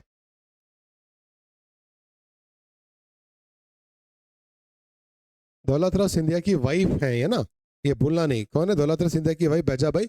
इन्होंने जब बाद में शासन किया था तो मक्ता नामक कर इन्होंने समाप्त किया था, ये अपने से पूछा जा सकता है। ठीक, आगे बात करें, शुभचिंतक पत्रिका का प्रकाशन किस क्षेत्र से होता था? मध्य प्रदेश में शुभचिंतक पत्रिका का प्रकाशन होता था जबलपुर से। किससे प्रकाशन होता था? जबलपुर से प्रकाशन होता था, ये अपने को ध्यान रखना है, ये अपने को भूलना नहीं है ना। ठीक है, और ये पत्रिका के संपादक की यदि मैं बात करूं, वैसे तो पूछा नहीं जाता है, फिर भी ध्यान रखना है, राम गुलाल अवस्थी। कौन? राम गुलाल अवस्थी जो है इस पत्रिका के संपादक रहे हैं। जबलपुर से पत्रिका प्रकाशित होती थी, शुभचिंतक। ठीक, अगला प्रश्न है, which of the following not a creation of the post Padmakar, poet Padmakar? कौन सी रचना कवि पद्माकर की नहीं है? कवि पद्माकर की रचना हिम्मत बहादुर बिरदावली, अलीजा प्रकाश, प्रबोध पचासा, है ना। ये तो है विज्ञान गीता, नहीं विज्ञान गीता नहीं, विज्ञान गीता केशव दास की है। विज्ञान किसकी कितनी है? केशव दास की है। तो कौन सी नहीं है? ये नहीं है। बाकी तीनों है, ध्यान रखना। कवि पद्माकर की, विज्ञान गीता किसकी है? केशव दास की रचना है, ये अपने को भूलना नहीं है। ठीक, चलिए आगे बढ़ते हैं अगले प्रश्न में। अगला प्रश्न कहता है, मध्य प्रदेश में सर्वाधिक ग्रामीण जनसंख्या वाले जिलों का सही क्रम। ध्यान रखना, ग्रामीण जनसंख्या वाले जिलों का सही क्रम बताना है। तो रीवा तो है, तो रीवा यहाँ पे आ गया, ये दोनों ऑप्शन कट गए क्योंकि रीवा में है। ये जबलपुर तो खत्म हो गया यहाँ से, बालाघाट के चलते ये भी खत्म हो गया, सागर के चलते ये खत्म हो गया। रीवा, धार और सतना, ये तीनों ऐसे जिले हैं जहां सर्वाधिक ग्रामीण जनसंख्या है। ऑप्शन नंबर बी आपका यहाँ पर सही हो जाएगा। ठीक है, सर्वाधिक ग्रामीण जनसंख्या वाले जिले कौन कौन से होगा? रीवा, धार और सतना। ठीक, चलिए आगे बढ़ते हैं। मध्य प्रदेश में लिंगानुपात के संबंध में असत्य कथन को बताइए। मध्य प्रदेश में लिंगानुपात, मध्य प्रदेश में पूछ रहा है लिंगानुपात के संबंध में असत्य कथन। तो मध्य प्रदेश में ग्रामीण लिंगानुपात 936 है, बिल्कुल सही बात है। शहरी लिंगानुपात 918 है, ये भी सही बात है। सबसे कम शहरी लिंगानुपात मुरैना में है, तो ये भी बिल्कुल सही है, बिल्कुल नहीं बोलेंगे। सबसे कम शहरी लिंगानुपात मुरैना में है। बालाघाट में ग्रामीण लिंगानुपात से शहरी लिंगानुपात अधिक है, नहीं नहीं नहीं नहीं, ये गलत है। शहरी लिंगानुपात अधिक नहीं है, ग्रामीण लिंगानुपात यहाँ पर अधिक है, ये अपने को ध्यान रखना है, भूलना नहीं है। ठीक है, ग्रामीण लिंगानुपात अधिक है सबसे ज्यादा, है ना। यदि मैं बात करूं बालाघाट में ओवरऑल लिंगानुपात की भी यदि बात करें, तो आपने पढ़ा ही होगा, आप सेंसस पढ़ते हो, बालाघाट का जो ओवरऑल लिंगानुपात है वो कितना है? 1021 है।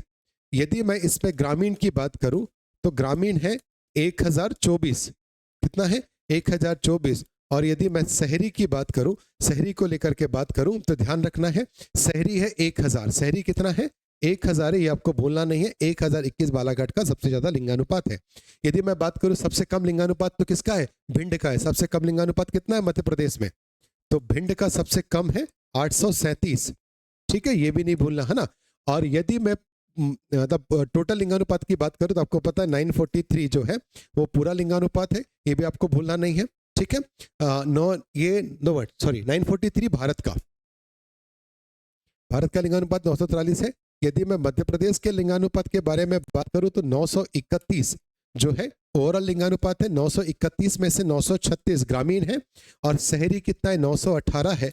यदि मैं शिशु लिंगानुपात या बाल लिंगानुपात की बात करूं तो ये भी 918 है, ध्यान रखना है, भूलना नहीं है, ठीक है। तो शहरी लिंगानुपात और बाल या शिशु लिंगानुपात 918 है, 936 ग्रामीण है, ओवरऑल 931 भारत मध्य प्रदेश का है, भारत का 943 है, बालाघाट में 1021 सर्वाधिक, भिंड में 837 सबसे कम, 1021 में शहरी जो है वो 1000 है, ग्रामीण 1024 है, ठीक। प्रति 1000 पुरुषों पर महिलाओं की संख्या ही लिंगानुपात को दर्शाती है, ठीक।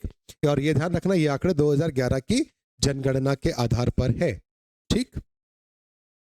अगले प्रश्न पे चलते हैं। मध्य प्रदेश के किन जिलों में सौर ऊर्जा परियोजना स्थापित की जा रही है। सौर ऊर्जा परियोजना की बात करूं तो आगरमालवा, शाजापुर, मुरैना, उपयुक्त सभी में की जा रही है, ध्यान रखेंगे, बिल्कुल भूलना नहीं है इस चीज को, है ना। यदि मैं बात करूं तो आगरमालवा में 550 मेगावाट की है, शाजापुर में आपके पास 450 मेगावाट की है, मुरैना में आपके पास 1450 मेगावाट की है, ये भी अपने को नहीं भूलना है। और यहाँ पर एक और बच जाता है आपके पास आगरमालवा, शाजापुर, मुरैना यदि हो गया तो नीमच अपने को ध्यान रखना है, नीमच में भी है, नीमच में है आपके पास 500 मेगावाट की, कितने मेगावाट की 500 मेगावाट की, ये अपने को भूलना नहीं है। तो नीमच, आगरमालवा, शाजापुर ये तीनों को मिलाकर के जो है टोटल 1500 मेगावाट कवर होगा और कुछ 1450 या 1450 मेगावाट की है जो है योजना है, परियोजना है वो मुरैना की है, 1450 या 1400, एक बार इसको देख लेना, 1450 मेगावाट के आसपास है, ये अपने को ध्यान रखना है। आगे बात करें केन बेतवा लिंक परियोजना के लिए भारत सरकार द्वारा कितनी राशि स्वीकृत की गई है। केन बेतवा लिंक परियोजना के लिए 44,605 करोड़ की ये लागत है, ये आपको ध्यान रखना है। बाकी आपके सारे ऑप्शन यहाँ पर गलत है। 44,605 करोड़ की योजना है, अभी इसको अंतिम मंजूरी भी मिल चुकी है, अंतिम मंजूरी मिल गई है कि साहब आप तो शुरू कर लो, कोई दिक्कत परेशानी नहीं है। ये अभी सितंबर 2023 में इसको मंजूरी मिली है। भारत की पहली नदी जोड़ो परियोजना है, ये अपने को ध्यान रखना, केन बेतवा लिंक परियोजना, ठीक है। यहाँ पे यदि मैं बात करूं तो ऐसा करके फ्लो है किसका, केन नदी का, जो कटनी से निकलती है, कहां से निकलती है, कटनी से निकलती है। और यहां से एक नदी है आपके पास जिसका नाम है बेतवा, जो आपकी बेतवा जो है वो कुमरा गांव, किससे, कुमरा गांव रायसेन से निकलती है, जो अपने को ध्यान रखना है। यहाँ पर केन नदी का पानी फ्लो किया जाएगा बेतवा नदी पर, ठीक है। तो केन नदी पर ये एक बांध बनाया जा रहा है जिसे दौधन बांध कहा गया है। कैसे, क्या बांध कहा गया है, दौधन बांध, जो केन नदी पर बनाया जा रहा है, ये अपने को ध्यान रखना है। केन का पानी बेतवा पर भेजा जाएगा। बुंदेलखंड क्षेत्र में जो सूखा ग्रसित क्षेत्र है उनको हरा भरा करने के लिए है, ये भूलना नहीं है। यदि मैं बात करूं ये नहर मध्य प्रदेश में तो दमोह, छतरपुर और टीकमगढ़ और जहां तक निवाड़ी, ठीक है, इनसे होकर के जाएगी ये नहर, ये अपने को ध्यान रखना है, ये भूलना नहीं है। आगे बात करें जल जीवन मिशन द्वारा किस वर्ष तक सभी को जल से या नल से जल मुक्त करने का लक्ष्य रखा गया है। जल जीवन मिशन की मैं बात करूं तो 2024 इसके लिए लक्ष्य है, बिल्कुल नहीं भूलना है। जल जीवन मिशन की शुरुआत 2019 से की गई है, ये भी अपने को ध्यान रखना है। यदि मैं बात करूं तो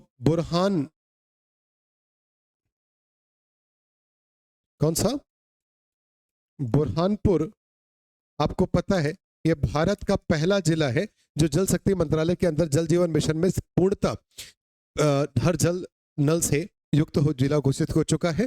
बुरहानपुर अपने को ध्यान रखना, बुरहानपुर भूलना नहीं है। बुरहानपुर के बाद सेकंड जो है वो निवाड़ी है मध्य प्रदेश में, ठीक है। यदि मैं राज्य की बात करूं तो राज्य में अपने को ध्यान रखना है गोवा पूर्णतः पहला ऐसा राज्य था जो हर घर या जल जीवन मिशन को लेकर के हर घर जल नल से युक्त घोषित किया गया था। यदि मैं यूटी की बात करूं, यूनियन टेरिटरी की बात करूं, तो दादर नागर हवेली,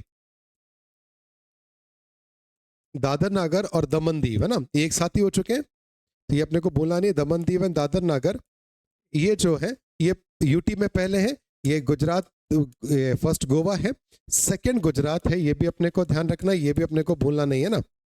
ठीक, तो ये बात समझ में आ गई होगी। बुरहानपुर और निवाड़ी पहला और दूसरा जिला है। राज्य पहला गोवा है, दूसरा गुजरात है, यूटी में दादर नगर हवेली दमन दीव पहले नंबर पर है। ठीक, 2024 डेडलाइन है, 2019 से शुरू होता है। आगे बात करते हैं एग्रीकल्चर इंफ्रास्ट्रक्चर फंड योजना के क्रियान्वयन में मध्य प्रदेश का कौन सा स्थान है। एग्रीकल्चर इंफ्रास्ट्रक्चर फंड के क्रियान्वयन में मध्य प्रदेश सरकार द्वारा पहला स्थान प्राप्त किया गया है, ये अपने को ध्यान रखना है, बाकी कुछ नहीं। आगे बात करें कौन सी योजना जो मध्य प्रदेश सरकार के युवाओं को लोन देने के लिए शुरू की गई है। मध्य प्रदेश के युवाओं को लोन देने के लिए शुरू की गई योजना है मुख्यमंत्री उद्यम क्रांति योजना। कौन सी योजना? मुख्यमंत्री उद्यम क्रांति योजना।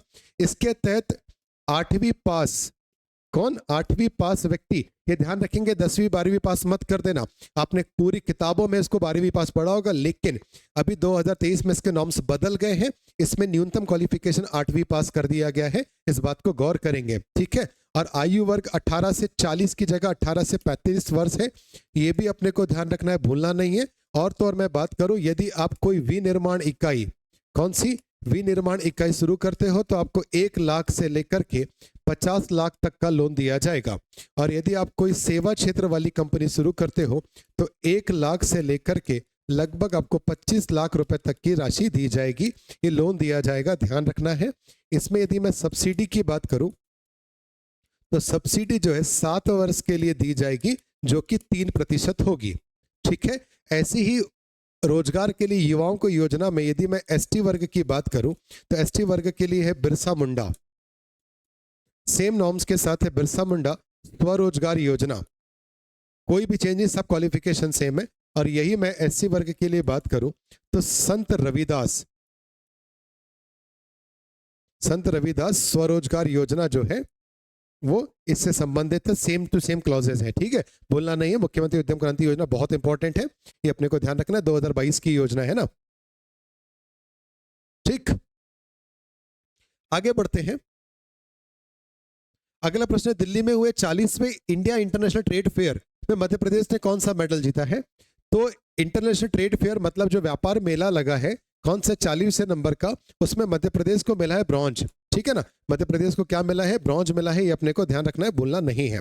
ठीक है ना, ठीक, ध्यान रहेगी बात। और यदि मैं बात करूं गोल्ड, तो गोल्ड मिला है बिहार को। किसको मिला है? गोल्ड बिहार को मिला है, ब्रॉन्ज मध्य प्रदेश को मिला, उतना इंपॉर्टेंट नहीं है। ठीक है, चल जाएगा। हाल ही में भोपाल स्थित मिंटो हॉल का नया नाम किस व्यक्ति के नाम पर रखा गया है? तो मिंटो हॉल का नाम रखा गया कुशाभाऊ ठाकरे, और पूरा नाम है Kushabhau Thackeray international convention centre. क्या है? Kushabhau Thackeray international convention centre, जो कि भोपाल में है, मिंटो हॉल के नाम से जाना जाता था। मिंटो हॉल का ऐतिहासिक परिदृश्य देखोगे तो 1909 में, कब? 1909 में मिंटो हॉल बनाया गया था, ये अपने को भूलना नहीं है। और मिंटो हॉल बनाने के पीछे किसी का काम था, तो वो है सुल्तान जहां बेगम। सुल्तान जहां बेगम ने इसको बनवाया था। हाल ही में पूरा करने की मैं बात करूं तो नवाब हमीदुल्ला खां, जो आखिरी नवाब है, इन्होंने इसको पूर्ण कंप्लीट करवाया था। ये भी कहीं कहीं पर देखने को मिलता है। 1909 में बना सुल्तान जहां बेगम ने मिंटो हॉल, अभी इसको international convention centre Kushabhau Thackeray के नाम से जाना जाएगा, ये अपने को ध्यान रखना है। आगे बात करें क्षेत्रफल के आधार पर मध्य प्रदेश का सबसे बड़ा संभाग। जो क्षेत्रफल के आधार पर मध्य प्रदेश का सबसे बड़ा संभाग है जबलपुर, ये किस आधार पर है? क्षेत्रफल के आधार पर है। और इंदौर जो है वो जनसंख्या के आधार पर है, ये अपने को ध्यान रखना है, भूलना नहीं है। जनसंख्या के आधार पर सबसे बड़ा कौन सा है? इंदौर है। और क्षेत्रफल के आधार पर कौन सा है? तो जबलपुर है। यहां पर ऑप्शन नंबर बी आपका सही हो जाएगा। आगे बात करते हैं मध्य प्रदेश का पहला पुलिस म्यूजियम। मध्य प्रदेश का पहला पुलिस म्यूजियम कहां पर खोला गया है? तो बैतूल में खोला गया है। बैतूल में भी जगह देखोगे तो वो है रानीपुर। कौन सी है? बैतूल में जगह रानीपुर, ध्यान रखना है, रानीपुर में खोला गया है।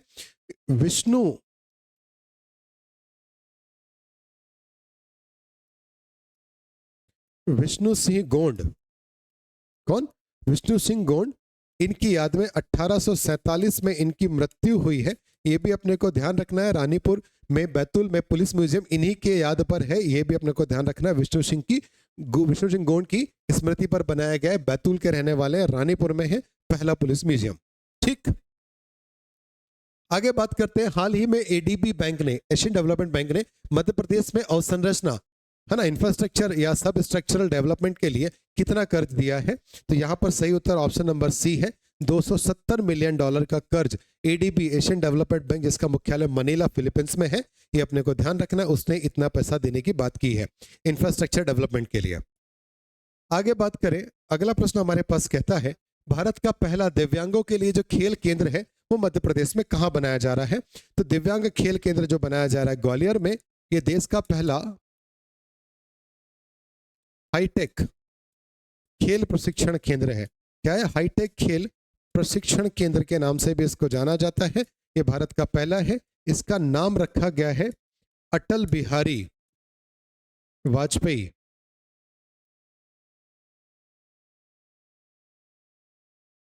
खेल प्रशिक्षण केंद्र। क्या नाम रखा गया? अटल बिहारी वाजपेयी खेल प्रशिक्षण केंद्र इसका नाम है, ये अपने को भूलना नहीं है। भारत का पहला दिव्यांगों के लिए खेल केंद्र है ग्वालियर।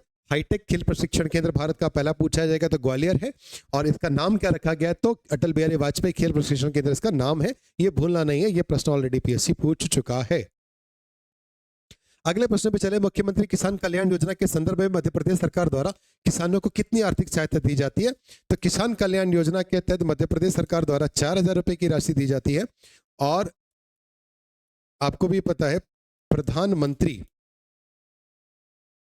किसान सम्मान निधि, यदि मैं किसान सम्मान निधि के तहत बात करूं तो इसके तहत 6,000 रुपए की राशि दी जाती है, प्लस इसके तहत 4,000 रुपए की राशि दी जाती है। टोटल मध्य प्रदेश के किसान को 10,000 रुपए की राशि दी जाती मिलती है। इसको अभी घोषणा में बढ़ाने का प्रावधान किया गया था कि हम इसको 4 से बढ़ा करके कितना कर देंगे साहब? 6,000 कर देंगे। जब लाडली बहना योजना आई थी ना, उसी समय सरकार ने घोषणा की थी कि इसको भी हम बढ़ाकर 2,000 और बढ़ा देंगे, तो महीने का 12,000 रुपए आपको क्या होगा? किसानों को मिल जाया करेगा। ठीक है ना, ये बढ़ाने की बात की गई थी, बढ़ाया नहीं गया अभी। ठीक है, तो किसान सम्मान या किसान कल्याण योजना के तहत 4,000 रुपए की राशि दी जाती है, और किसान सम्मान निधि जो है प्रधानमंत्री की, उसके तहत 6,000 रुपए की राशि। मध्य प्रदेश की किस जिले की पुलिस ने बुजुर्गों के लिए संकल्प योजना चलाई थी? ये ध्यान रखेंगे, मध्य प्रदेश के उमरिया जिले के द्वारा चलाई गई थी। ठीक है, ये अपने को भूलना नहीं है।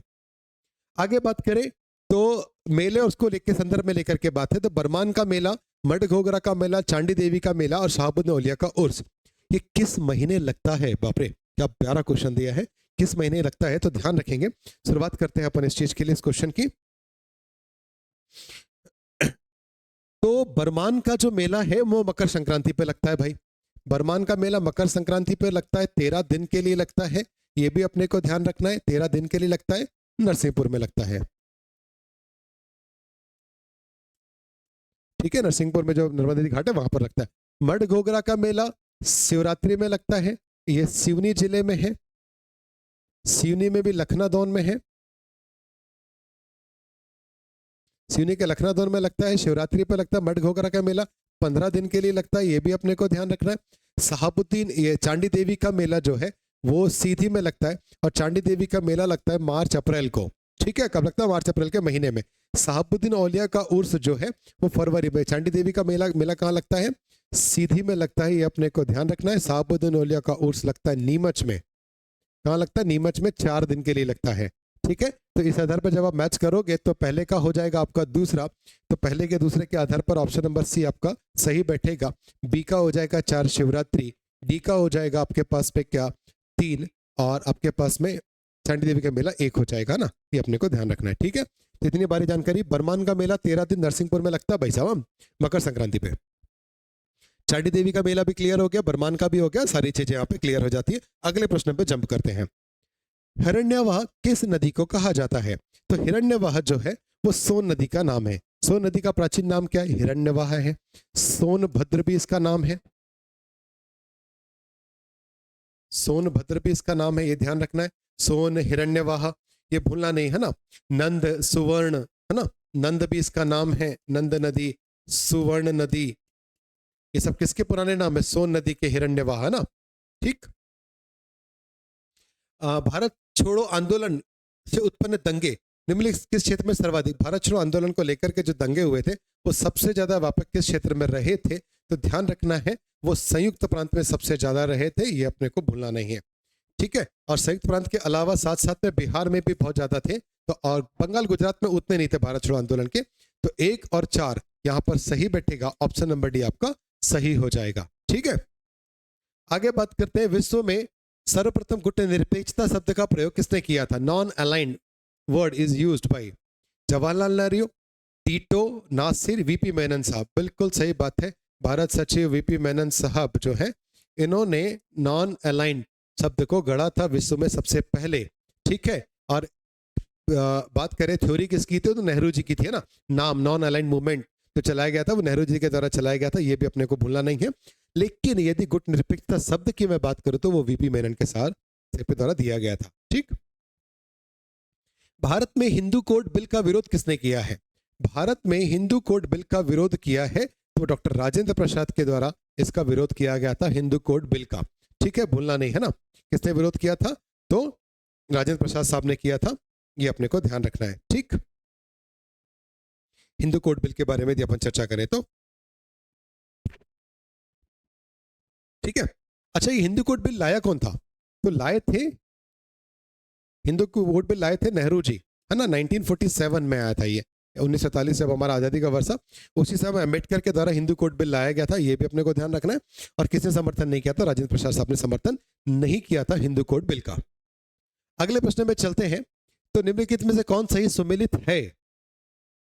तो पहली सूती कपड़ा मिल बंबई के पास 1854, सही बात है।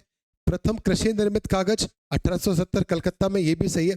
पहली सीमेंट फैक्ट्री मद्रास के पास, नहीं, पहली सीमेंट फैक्ट्री जो है मद्रास में नहीं थी, ये थोड़ा सा गलत है, तो आपका ऑप्शन सही बैठेगा।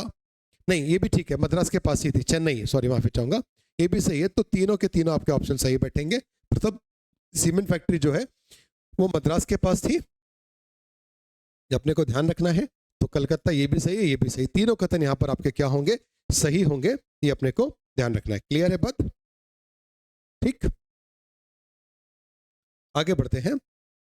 पृथ्वी के परितः परिक्रमा कर रहा कृत्रिम उपग्रह इसलिए पृथ्वी पर नहीं गिरता क्योंकि पृथ्वी का आकर्षण बल, पृथ्वी के परितः जो भी सैटेलाइट घूम रहे होते हैं, आर्टिफिशियल सैटेलाइट जो हम जाके लॉन्च करते हैं, वो घूम रहे होते हैं, वो पृथ्वी पर क्यों नहीं गिरते हैं? उसके पीछे कारण होता है उनकी नियत चाल के लिए आवश्यक गति प्रदान करना। नहीं साहब, चंद्रमा के आकर्षण से निष्क्रिय हो जाते, नहीं। उतनी दूरी पर अस्तित्वहीन होता है, नहीं।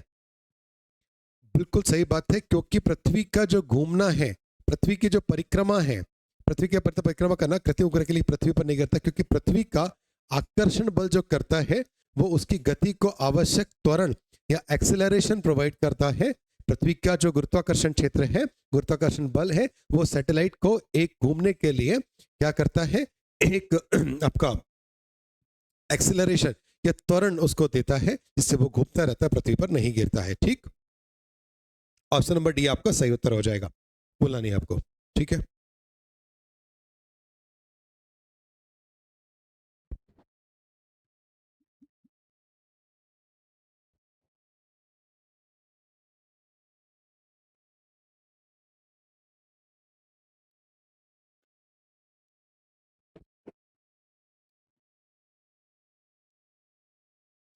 ठीक, चलिए आगे चलते हैं अगले प्रश्न की ओर। अगला प्रश्न हमारे पास कहता है, निम्नलिखित में से कौन सा विकल्प सम्मिलित नहीं है? खोजकर्ता और स्थल, भीमबेटका की गुफाएं वाकड़कर साहब ने खोजी, सही बात है। पचमढ़ी की खोज जेम्स फोर्सिथ ने किया है, ये भी बिल्कुल सही है। टेलर साहब ने तो सांची खोजा था ना। भरूच के स्तूप अलेक्जेंडर कनिंगम, ये भी सही बात है। रूपनाथ का अभिलेख टिफेन तेलर, नहीं नहीं नहीं, रूपनाथ का अभिलेख टिफेन तेलर के द्वारा नहीं खोजा गया है, ये अपने को ध्यान रखना है। रूपनाथ का जो अभिलेख है वो खोला गया है, ये क्या नाम उसका, बड़ा अच्छा सा नाम है, ऑटेल करके नाम है। क्या नाम है? ऑटेल। ठीक है, ऑटेल के द्वारा खोजा गया रूपनाथ का अभिलेख। ठीक है, जो जबलपुर के पास है ना। भरूच का स्तूप कहां पर है? सतना में है, ये आपको पता ही होगा, है ना। रूपनाथ कहाँ है? जबलपुर है, ये भी अपने को नहीं भूलना है। पचमढ़ी आपको सबको पता है, भीमबेटका आपको पता है, रायसेन जिले में आता है, ये है ना, भित्ति चित्र को लेकर के है, वर्ल्ड हेरिटेज साइट में शामिल है, ये भूलना नहीं है। तो बाकी चीजें अपनी आप सही बैठती हैं। ठीक, औटल लेख हो जाता है, रूपनाथ का भी लेख। आगे बात करें कौन सा गुप्तकालीन मंदिर, गुप्त काल का तो मंदिर है लेकिन मध्य प्रदेश में नहीं है। नचना कुठार है, तिगवा का विष्णु मंदिर है, बुमरा का शिव मंदिर है, दशावतार मंदिर नहीं है साहब। ठीक है, दशावतार मंदिर जो है वो नहीं है, ध्यान रखना है। मध्य प्रदेश में नहीं है, गुप्त काल का तो है लेकिन कहाँ है, तो यूपी में है, ललितपुर में। ललितपुर यूपी में है दशावतार मंदिर। पूछा भी जाता है कृष्ण भगवान को समर्पित है, किस भगवान को समर्पित है, भगवान विष्णु को समर्पित है, ये ध्यान रखना है। दशावतार मंदिर है ना, मंदसौर वाला मत कर लेना बेटा, वो गुप्तकालीन नहीं है। तो बुमरा का शिव मंदिर सतना वाला, तिगवा जबलपुर वाला, नचना कुठार, ये भी अपने को ध्यान रखना, ये सारे मंदिर गुप्तकालीन है, सिवाय दशावतार को छोड़ दे तो वो भी गुप्तकालीन है लेकिन मध्य प्रदेश में नहीं है। कहां पर यदि पूछा जाएगा तो ध्यान रखना, ललितपुर यूपी में भगवान विष्णु को समर्पित है। किस राष्ट्रीय उद्यान में कृष्ण मृगों की संख्या सर्वाधिक पाई जाती है, तो कृष्ण मृग की हम बात करें या ब्लैक बक की बात करें तो सबसे ज्यादा ये है सतपुड़ा नेशनल पार्क में। कौन से नेशनल पार्क में पाए जाते हैं, सतपुड़ा नेशनल पार्क में पाए जाते हैं, ये अपने को ध्यान रखना है। आगे चलते हैं, अगला प्रश्न कहता है सही सुमेलित कीजिए। तो थल समीर क्या है, थल समीर चलती है रात को, तो पहले का ऑप्शन नंबर क्या हो जाएगा, 2, पहले का ऑप्शन नंबर 2 सी, नहीं तो बट थल समीर शीत ऋतु में नहीं है, सॉरी, थल समीर रात को चलती है ना, हाँ, तो थल समीर रात ये लिखा है, थल समीर चलती है रात को, जल समीर चलती है कब, दिन में। जल समीर क्या चलती है, दिन में। तो ए का 4 बी का 3, ए का 4 बी का 3, ये भी हो गया, ये भी हो गया। इसके बाद गहरे कपड़े हम कब पहनते हैं, गहरे रंग के कपड़े शीत ऋतु में, तो तीसरे का हो जाएगा 2, तीसरे का हो जाएगा 2। और हल्के रंग के कपड़े कब पहनते हैं अपन, तो गर्मी में, तो चौथे का हो जाएगा 1, चौथे का क्या हो जाएगा 1। तो ऑप्शन नंबर आपका ए जो है ये सही बैठेगा, ऑप्शन नंबर ए आपके क्या लिए सही उत्तर है, ठीक है ना। थल समीर रात में बहती है, ये अपने को ध्यान रखना है। जल समीर अपने पास दिन में बहती है, ये भी अपने को ध्यान रखना है। गर्म गहरे रंग के कपड़े अपन डार्क कपड़े कब पहनते हैं, ठंडी में पहनते हैं, और हल्के या लाइट कलर के सफेद कपड़े हम कब पहनते हैं, गर्मी में पहनते हैं। ठीक, आगे बात करते हैं खिलाफत आंदोलन की शुरुआत के पीछे निम्नलिखित में से क्या कारण था, क्यों खिलाफत आंदोलन शुरू हुआ। ठीक है, अंग्रेजों द्वारा खलीफा पर बहुत सख्त संधि थोप दी गई थी, जलियांवाला बाग हत्याकांड हो गया था, अंग्रेजों द्वारा मुस्लिमों हेतु पृथक निर्वाचक मंडल की बात की गई थी, इसको वापस ले लिया गया था, उपरोक्त में से कोई नहीं। तो सही उत्तर था अंग्रेजों द्वारा खलीफा पर बहुत सख्त संधि थोप दी गई थी। अंग्रेजों द्वारा खलीफा पर क्या कर दी गई थी, बहुत सख्त संधि थोप दी गई थी, इसीलिए खिलाफत आंदोलन की शुरुआत की गई थी, ये अपने को ध्यान रखना है। ठीक है, खिलाफत आंदोलन ये समय जो है 1919 से 1924 के बीच की शुरुआत है।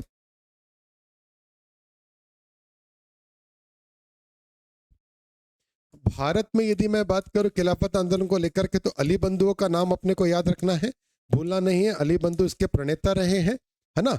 सेकेंड वर्ल्ड वॉर के समय की बात है, तुर्की के जो खलीफा है, तुर्किया के जो खलीफा है, उनको लेकर के अंग्रेजों ने बहुत ज्यादा सख्त संधि कर दी थी, जिसके चलते खिलाफत आंदोलन चलाया गया था, ये अपने को ध्यान रखना है, भूलना नहीं है। ठीक, आगे बात करें अगले प्रश्न के ऊपर चलते हैं। अगला प्रश्न कहता है ब्रिटिश काल के संदर्भ में निम्नलिखित कथनों पर विचार करें। 1935 में गवर्नमेंट इंडिया एक्ट में प्रांतीय स्वायत्तता का प्रावधान किया गया था। 1937 के चुनाव में संयुक्त प्रांत में कांग्रेस के साथ मिलकर सरकार बनाने के लिए मुस्लिम लीग के प्रस्ताव को कांग्रेस ने स्वीकार कर लिया था। दोनों कथन सही है, एक कथन सही है, तो कांग्रेस ने स्वीकार नहीं किया था, सेकंड कथन गलत है। यहां पर सिर्फ सही उत्तर क्या है, ऑप्शन नंबर ए। 1935 में गवर्नमेंट ऑफ इंडिया एक्ट ने प्रांतीय स्वायत्तता का प्रावधान किया था, ठीक है ना। अगले प्रश्न की ओर चलते हैं। हड़प्पा संस्कृति के संदर्भ में निम्नलिखित कथनों में से कौन सा कथन असत्य है। हड़प्पा संस्कृति के बताना है, तो इस काल के लोग चावल का उत्पादन करते थे, सही कथन, असत्य कथन बताना ना। तो चावल तो था, चावल के साक्ष्य देखे गए हैं, बिल्कुल कोई दिक्कत नहीं, लोथल से अपने को मिले हैं ना, ये भी अपने को भूलना नहीं है ना। उत्तर हड़प्पा काल में अग्नि पूजा की परंपरा चली थी, इसके लिए मंदिर तो नहीं, मंदिर के चलते ये गलत हो गया भाई साहब। पूजा तो ठीक है, अग्नि पूजा नहीं है, लेकिन मंदिरों का निर्माण बिल्कुल नहीं मिलता है। इसमें शिल्पकला उन्नत थी, या तो सभी चीज उन्नत थी भाई साहब, नगरी सभ्यता थी, कोई बात ही नहीं है। और मृदभांड, चिकने और दूसर मृदभांड अपने को देखने को मिलते हैं, ये भी सही बात है। इस काल में मध्य एशिया से व्यापार करने के लिए अफगान में बस्ती स्थापित की गई थी, बिल्कुल लाजवर्द मणि जो है हम अफगानिस्तान से बुलाया करते थे, ईरान अफगानिस्तान के साथ हड़प्पा सभ्यता के बहुत सारे व्यापारिक संबंध थे, है ना। तो ये बाकी कथन सत्य है, सिर्फ उत्तर जो गलत है जो असत्य है वो है मंदिरों के निर्माण को लेकर के। तो ऑप्शन नंबर बी आपका यहाँ पर सही होगा असत्य कथन के संबंध में। आगे बात करते हैं, निम्नलिखित सूची को सुमेलित कीजिए। तो विद्रोही नेता है 1857 की क्रांति में, उनके विद्रोह का केंद्र बताना है अपने को। ठीक है, तो बहादुर शाह द्वितीय, बहादुर शाह द्वितीय कहाँ से थे? बहादुर शाह जफर साहब दिल्ली से थे, ये अपने को ध्यान रखना है। मतलब ए का तीसरा मतलब ऑप्शन नंबर बी आपका यही एकमात्र है जो आपका डायरेक्ट सही हो जाएगा, बाकी करने की जरूरत ही नहीं है। मिला लेते हैं। इसके अलावा ये बजारिस कादिर साहब है, कादिर साहब लखनऊ से थे। कुंवर सिंह कहाँ से था? तो जगदीशपुर से था। और लियाकत अली साहब कहाँ से थे? तो इलाहाबाद से थे। ये भी अपने को ध्यान रखना है। तो ऑप्शन नंबर बी आपका यहाँ पर क्या है? सही उत्तर है, भूलना नहीं है। 1857 के विद्रोह के दमन के संदर्भ में कौन सा क्रम सही है? दमन शुरुआत कहां से हुई? तो आप सबको पता है मेरठ से शुरुआत हुई। मेरठ के बाद, मेरठ छावनी से शुरुआत होने के बाद ये लोग गए दिल्ली, दिल्ली से बहादुर शाह जफर का संरक्षण लिया। उसके बाद कानपुर, कानपुर के बाद लखनऊ और लखनऊ के बाद झांसी तक गया था। ये 1857 का विद्रोह का सही क्रम देखने को मिलता है। ऑप्शन नंबर ए आपका यहाँ पर सही होगा। ठीक, अगले मैं बात करूं, अगला प्रश्न है सर्वोदय जैन मंदिर मध्य प्रदेश में कहाँ स्थित है? सर्वोदय जैन मंदिर जो देखोगे तो अमरकंटक में है, ये ध्यान रखना है। जैन मुनि आदिनाथ को समर्पित है। ये किसके लिए? आदिनाथ को समर्पित सर्वोदय जैन मंदिर अमरकंटक में है। लेकिन यदि मैं बात करूं आदिनाथ की 72 फीट ऊंची प्रतिमा के बारे में, 72 फीट ऊंची प्रतिमा आदिनाथ की, वो है 52 गजा। ठीक है, ये प्रश्न बनता है 52 गजा जो बड़वानी में है।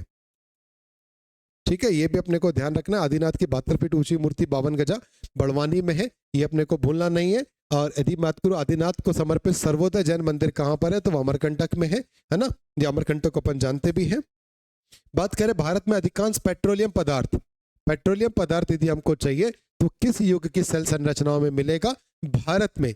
तो भारत में ध्यान रखना है, ये टर्शरी युग की जो चट्टानें हैं उनसे मिलता है पेट्रोलियम पदार्थ। किससे मिलता है? टर्शरी युग की चट्टानों से भारत में सबसे ज्यादा पेट्रोलियम पदार्थ देखने को मिलता है, या खनन में मिलता है, ये अपने को ध्यान रखना है। ऑप्शन नंबर बी आपका सही उत्तर है बेटा। आगे चर्चा करें विभिन्न तेल उत्पादक क्षेत्र और उनसे संबंधित स्थानों के लेकर के। तो विभिन्न उत्पादक क्षेत्र में क्या बताना है? सुमेलित नहीं है। कौन सा सही नहीं है बताना है, ये अपने को ध्यान रखना है। तो चलो देख लेते हैं। पसीन मन्नार की खाड़ी, कलोल गुजरात, नहरकटिया असम और मोरन त्रिपुरा। तो यहां पर जो आपके पास सही उत्तर है वो 1 और 4 दोनों सही हैं। 1 और 4 मतलब मोरन जो है वो त्रिपुरा में है, कोई दो राय नहीं है। बासीन मन्नार की खाड़ी में, ये भी सही है। कलोल और नहरकटिया क्यों गलत है फिर? कौन कौन से गलत है? कहलोर और नहरकटिया, है ना। ठीक है, तो कौन कौन से सुमेलित नहीं है, तो ये अपने को ध्यान रखना है।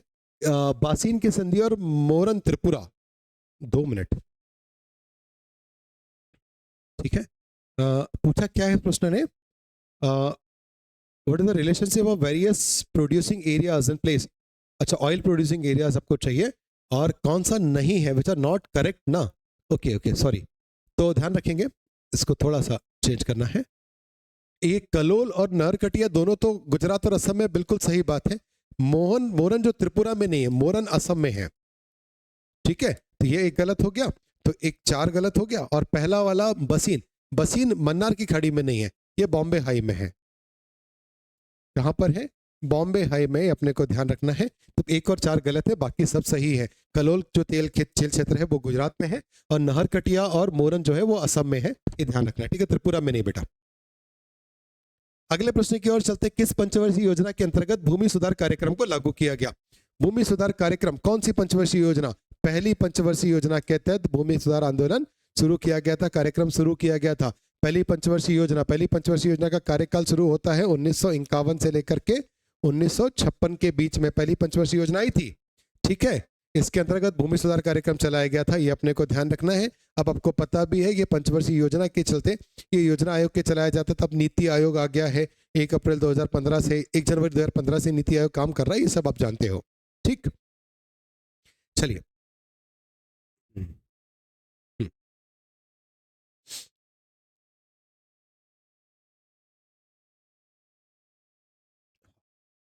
अगला प्रश्न क्या कहता है? 1919 के अधिनियम के संबंध में क्या कथन असत्य है? 1919 के अधिनियम में असत्य कथन बताना है। राज्य बजट को केंद्रीय बजट से पृथक किया गया, बिल्कुल सही बात है, 1919 में कर दिया गया था।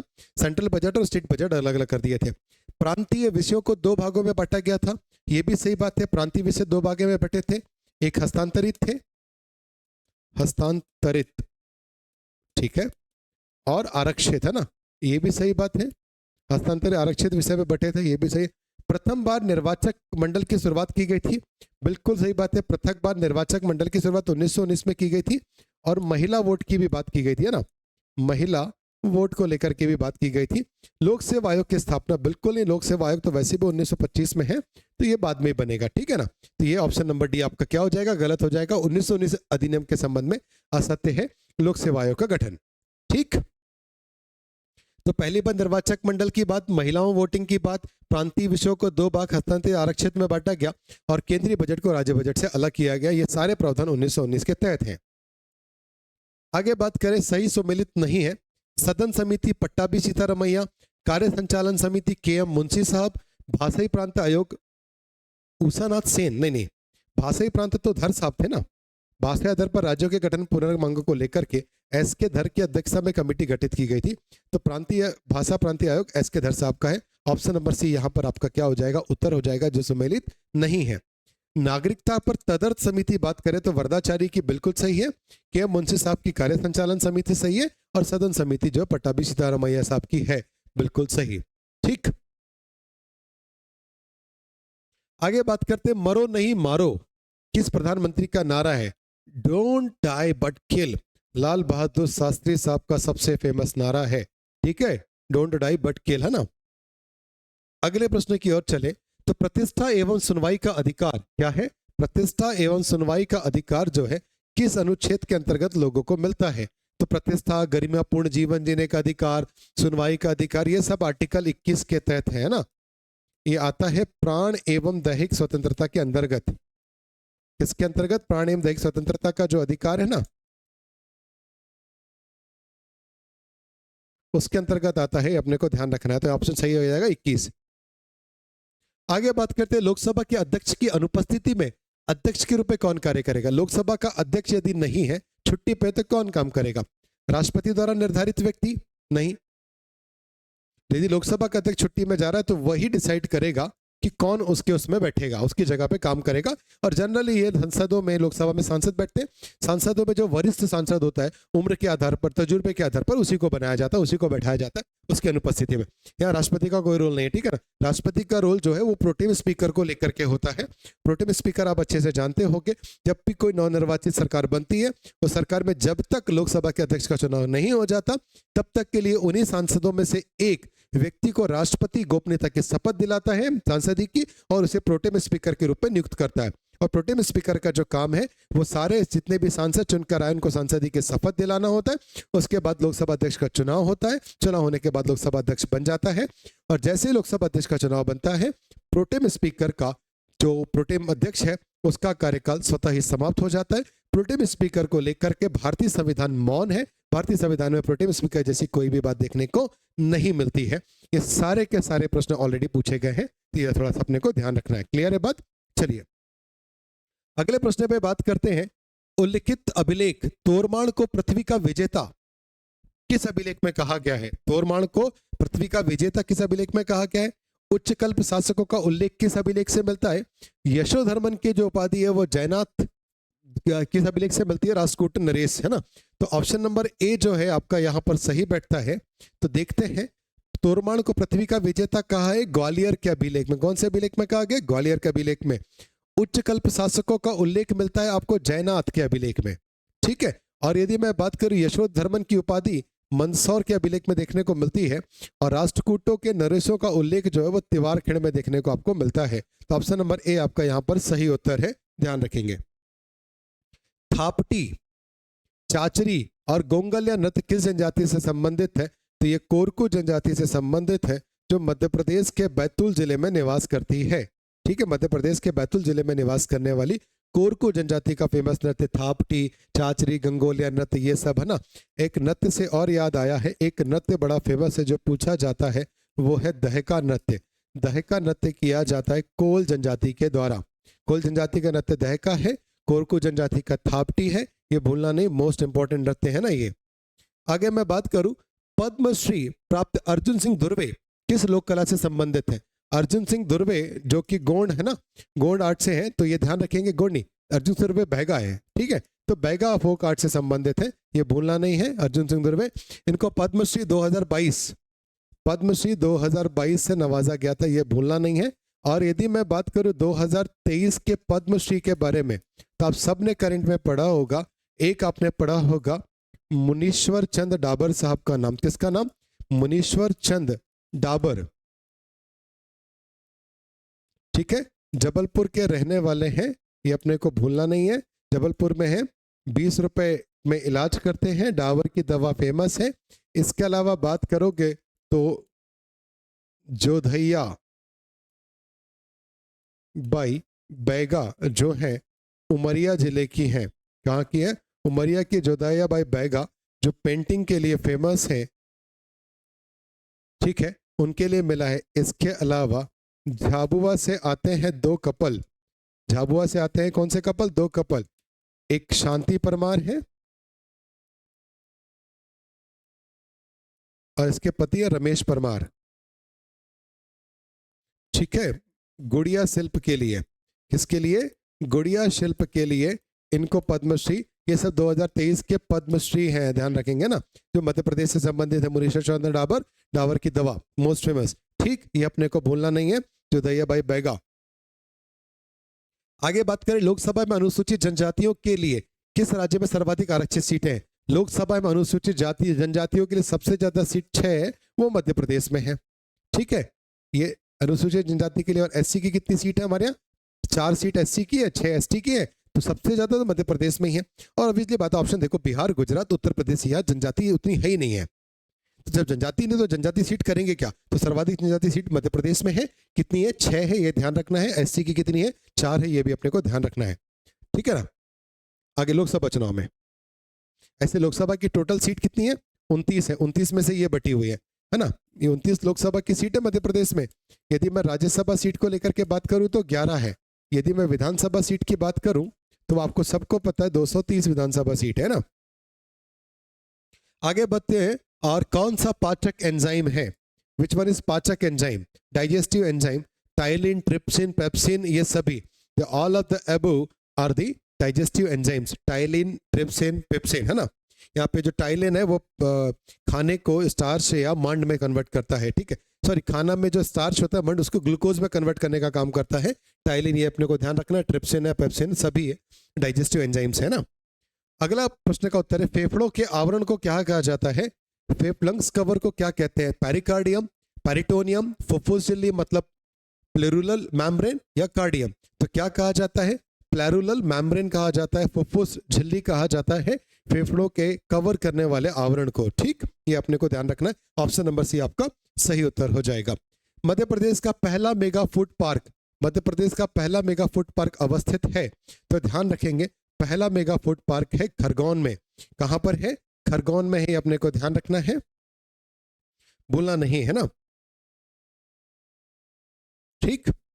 और दूसरा कहां पर है? तो दूसरा देवास में है, देवास में दूसरा है, सेकंड देवास में है। यहां पर है Avanti, Avanti mega food park के बाद में बात करोगे देवास। खरगोन में कौन सा है? Indus, Indus mega food park कहां पर है? खरगोन में है, ये मध्य प्रदेश का पहला मेगा फूड पार्क है। दूसरा का है अवंती, अवंती कहां पर है? देवास में है, ये ध्यान रखना है। अगले प्रश्न की ओर चले। अगला प्रश्न कहता है, कौन सा विश्व का सबसे बड़ा ग्लोबल कार्बन उत्सर्जक देश? तो ये भाई साहब चाइना है, ध्यान रखेंगे। 33% जो है लगभग विश्व का यही उत्सर्जित करता है कार्बन, ठीक। तो ऑप्शन नंबर बी आपका क्या हो जाएगा? सही हो जाएगा। अगले प्रश्न की ओर चले।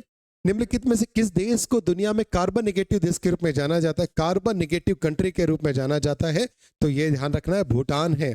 भूटान एकमात्र देश है जो कार्बन निगेटिव, इंडस्ट्री ही नहीं है, कार्बन उत्सर्जन ही नहीं होगा तो क्यों कार्बन निगेटिव नहीं होगा भाई, है ना। तो ध्यान रखेंगे भूटान है ना, भूलना नहीं।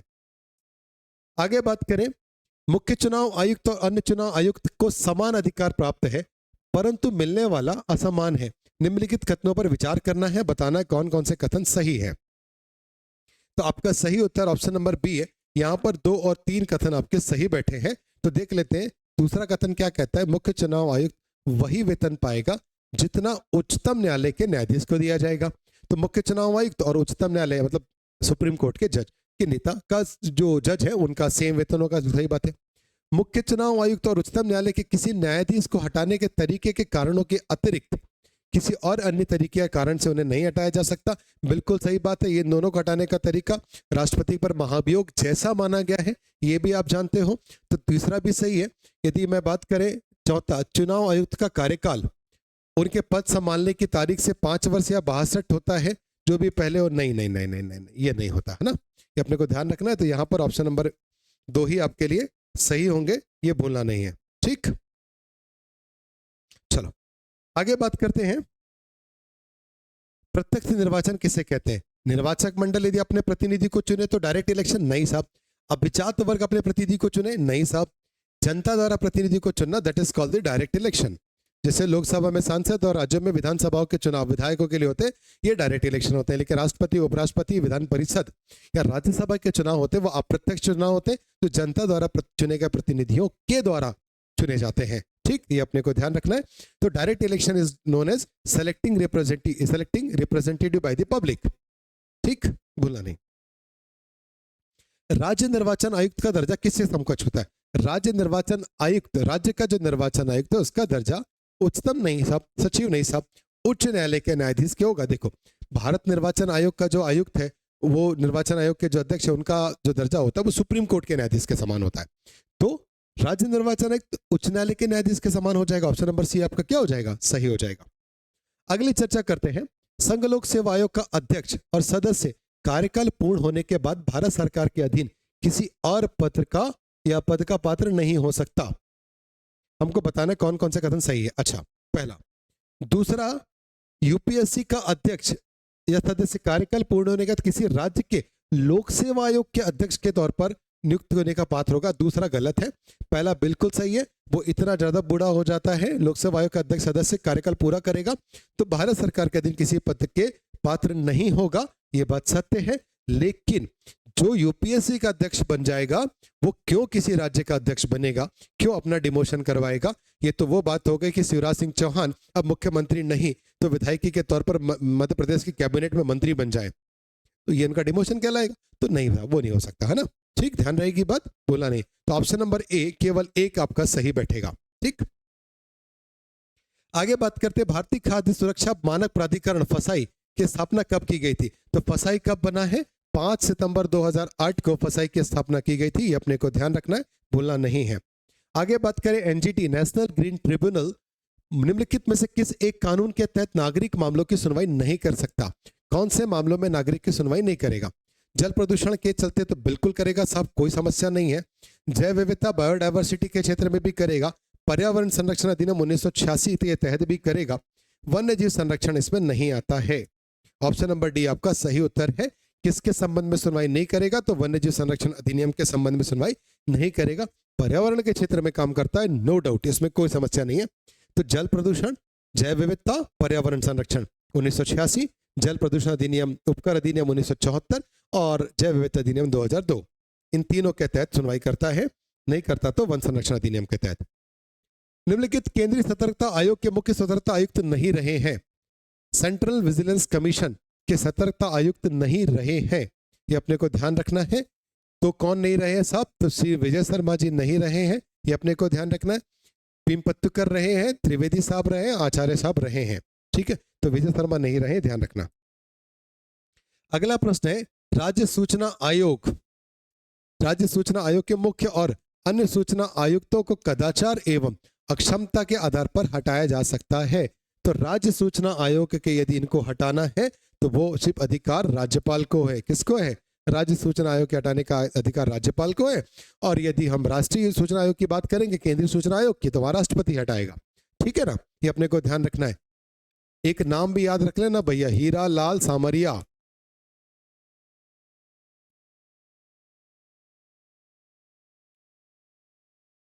केंद्रीय सूचना आयोग के अध्यक्ष है ना, CIC, चीफ इंफॉर्मेशन कमीशन के चेयरमैन हीरालाल सामरिया भी नए बने हैं, ये आपको पता होगा, मेरे ख्याल से करंट अफेयर में पढ़ लिया होगा। ठीक है, तो कौन हटाएगा? तो राज्यपाल हटाएगा, ध्यान रखना है। अगला प्रश्न है, मध्य प्रदेश पिछड़ा वर्ग आयोग पुनर्गठन अधिनियम 2020 के पश्चात मध्य प्रदेश राज्य पिछड़ा वर्ग आयोग में कुल कितने सदस्य होंगे? तो ये पुनर्गठन जो 2020 का अधिनियम है ना, उसके तहत बोला गया है कि पिछड़ा वर्ग आयोग में कितने सदस्य होंगे? तो पिछड़ा वर्ग आयोग में 5 सदस्य होंगे, जिसमें एक महिला का होना अनिवार्य है। ये भी अपने को ध्यान रखना है, ये भूलना नहीं है। ठीक, आगे बात करें अगले प्रश्न को लेकर के। राष्ट्रपति द्वारा प्रथम पिछड़ा वर्ग आयोग कब गठित किया गया था? प्रथम पिछड़ा वर्ग आयोग गठित किया गया था 29 जनवरी 1953 को। कब गठित किया गया था? 29 जनवरी 1953 को गठित किया गया था। ये अपने को ध्यान रखना है, भूलना नहीं है। ठीक है, डेमोक्रेसी इंडेक्स 2021 में भारत की रैंकिंग क्या है? तो डेमोक्रेसी इंडेक्स में भारत की रैंकिंग है 46। ये अपने को भूलना नहीं है, ये अपने लिए सही उत्तर हो जाएगा। आगे बात करें ठोस के द्रव में मिलियन, ठोस का द्रव में मिलियन तो क्या कहलाएगा? जब पारा में लेड का विलयन होता है तो ये ठोस में द्रव का विलयन कहलाता है। आप सभी को पता है, ये अपने को भूलना नहीं है। ये थे आपके टोटल 100 क्वेश्चंस, जिनके सही उत्तर आपके सामने हैं विथ एक्स्ट्रा एक्सप्लेनेशन के साथ। उम्मीद करता हूं आपको आज का सेशन बहुत पसंद आया होगा। मिलते हैं अगले टेस्ट पेपर में अगले सेशन के लिए। आप सभी को best of luck MPPSC pre exam जो 17 दिसंबर को होना है। धन्यवाद।